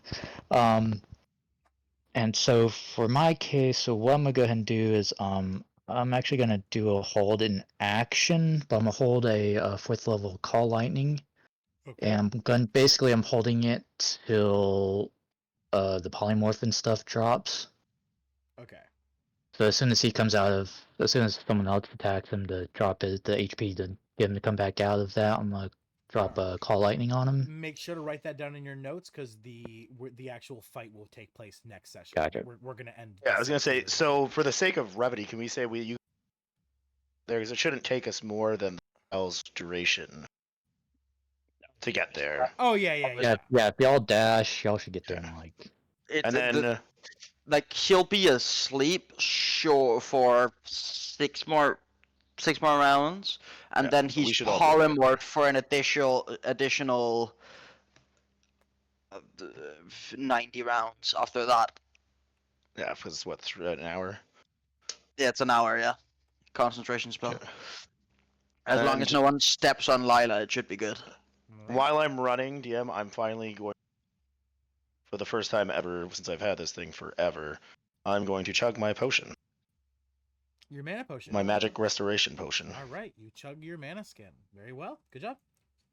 All right, Godak, you make sure to write down that you're holding that action to do that, so that you remember. And then that ends you. I'm assuming you want to move Mortem up all the way now. Just Yeah, I might as well. Another question about this potion: does it restore abilities as well? Like not my robe, not like abilities that come item, obviously, but like my natural abilities. No, just it's already Just spell overpowered enough, slots. giving all the spell slots back. So I only got one of these. But hey, maybe we this I thing's am still there. one. We might be able to go get more. Godak can't do 100 damage in a single turn. Okay, that's the reason he's Yeah, he got so can. many. No, he can't. Yeah. He literally can't. Godak, the most Godak can do with double damage is like 40, 50 damage with his attacks. Like, he really can't do that much. That's why I gave him the ability to get spell slots back as quick as he can. That way he can recover. I feel like I've seen Godak pull out more than 100 damage. That would be Motherbucker. Motherbucker cannot be in fights No, like this. well, the only times I've really been able to do like massive damage is whenever we're dealing with an enemy that has a weakness, but Yeah, which is everybody. Everybody's got a weakness. And Godak does a pretty good job of exploiting them. Not gonna. Yeah, I definitely does, but all of his attack modifiers are just like basic spells. He doesn't have any special attacks or any higher level damage. That's why I give him the ability to get spells back as easy as he can. Yeah. And then anyway. All right. So that ends Godak and Mortem's turn, and that brings us to Vadagar, you and Arista. Obviously we're just gonna keep running. Like I said, chug my potion, doing it kind of. Arista might keep probing around looking for anything. I will say roll investigation for Arista again. It's a fucking 25. All right, good job. Okay, it's one away from a nat 20. She doesn't get all the way over to it, but she sees in the distance that there's a crack in the rocks over here. Is it an? Can she action dash to get there? Yeah, she could actually. I always forget about that. So she can get all the way. She up can there. also bonus action dash too. Yeah. So she gets all the way up there. She'll use her bonus action to dash to get all the way up there, and then using her And then the action to search. Yeah, the action. She it's not a search. Rather, she grabs the she sees like kind of a handle or some kind of like imprint where she can grab, and she grabs the wall, and it comes sliding open, revealing the hidden area back here. This little section back here. Now this is all revealed. And there is more back there to search through, but you'll have to handle that next session. All right, so we'll end Arisa there. Vadagar, move yourself however far you're going to move, and that ends your turn. That brings us to the Kingpin, who's sleeping. So, Emmy, you are up. Let's see. Emmy would. Yeah, she would hold her chin to. I don't know. I don't know what she would do. Um.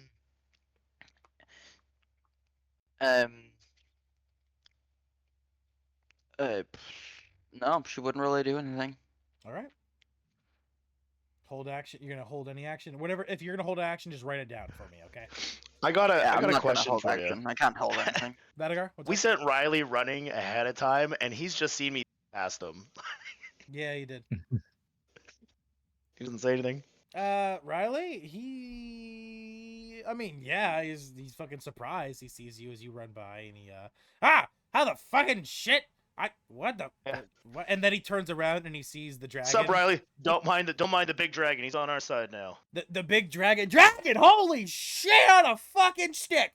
What the fuck? And he turns back to you and he sees you just still running forward, and he's like, "Well, okay." And you're left. Don't worry about him. He's actually the one that gave you that armor. Looks down to the dwarven armor. Looks back up to you. Looks to the dragon. That's it. All right. All right. That brings us to Nessa, you last of the day. Hold attack action. I will write it down. Perfect.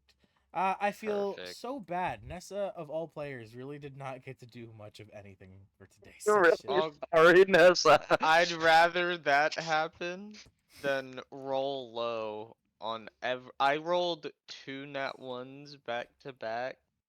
Yeah. I will never forget that today. I'm sorry. At least it didn't happen this session. I feel so bad. At least I got to just chill out and relax.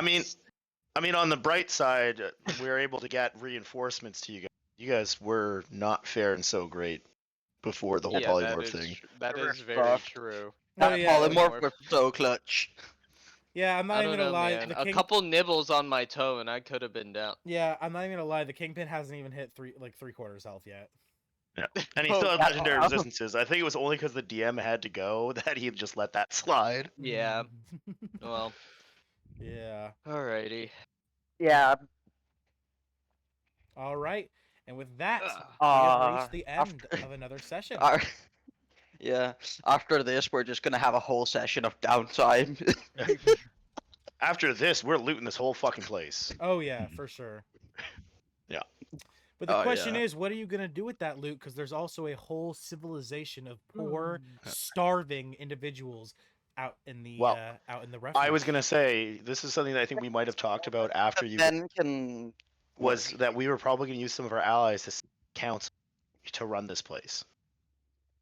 Okay. Okay. Yeah, so I think you're right. There's probably going to be another set after this. Is going to be a session of downtime.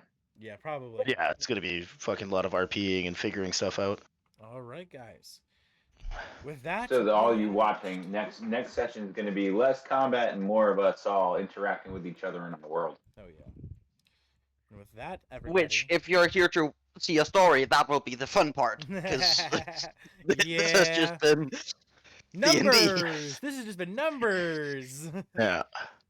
All right. This has been. We're throwing math This rocks. might not play out the same in your campaign. All right, guys. With that, we have reached the end of another session. As always, I have been your host, the D&D Orphan, and I have enjoyed hosting for all these lovely players and for all of you lovely viewers at home. Please make sure to stay safe and drop a sub, like, and comment while you're here. If you're interested in my content and you want to stick around and see more shit, please tune in tomorrow at 6 p.m. to 10 p.m. Eastern Standard Time for my session where I play underneath Alpha, the wonderful man who voiced Gorb today. If you want to see more of his skills and if you want to see more of that kind of thing, please check that out. As well as I also host a Friday's episodes of Whispers from the Abyss with a different group and a different timeline. That group meets from 4 o'clock to 8 o'clock Eastern Standard Time. And last but certainly not least, my newest group, which is my Saturdays group of Dragon of Icefire Peak. They meet from 2 o'clock to 6 o'clock Eastern Standard Time. And if any of that interests you, please come on out and watch. As always, it has been great, and I hope all of you adventurers stay safe on your adventures. Everybody, say goodbye. Bye. Toodles. Stay Bye. Say safe. goodbye.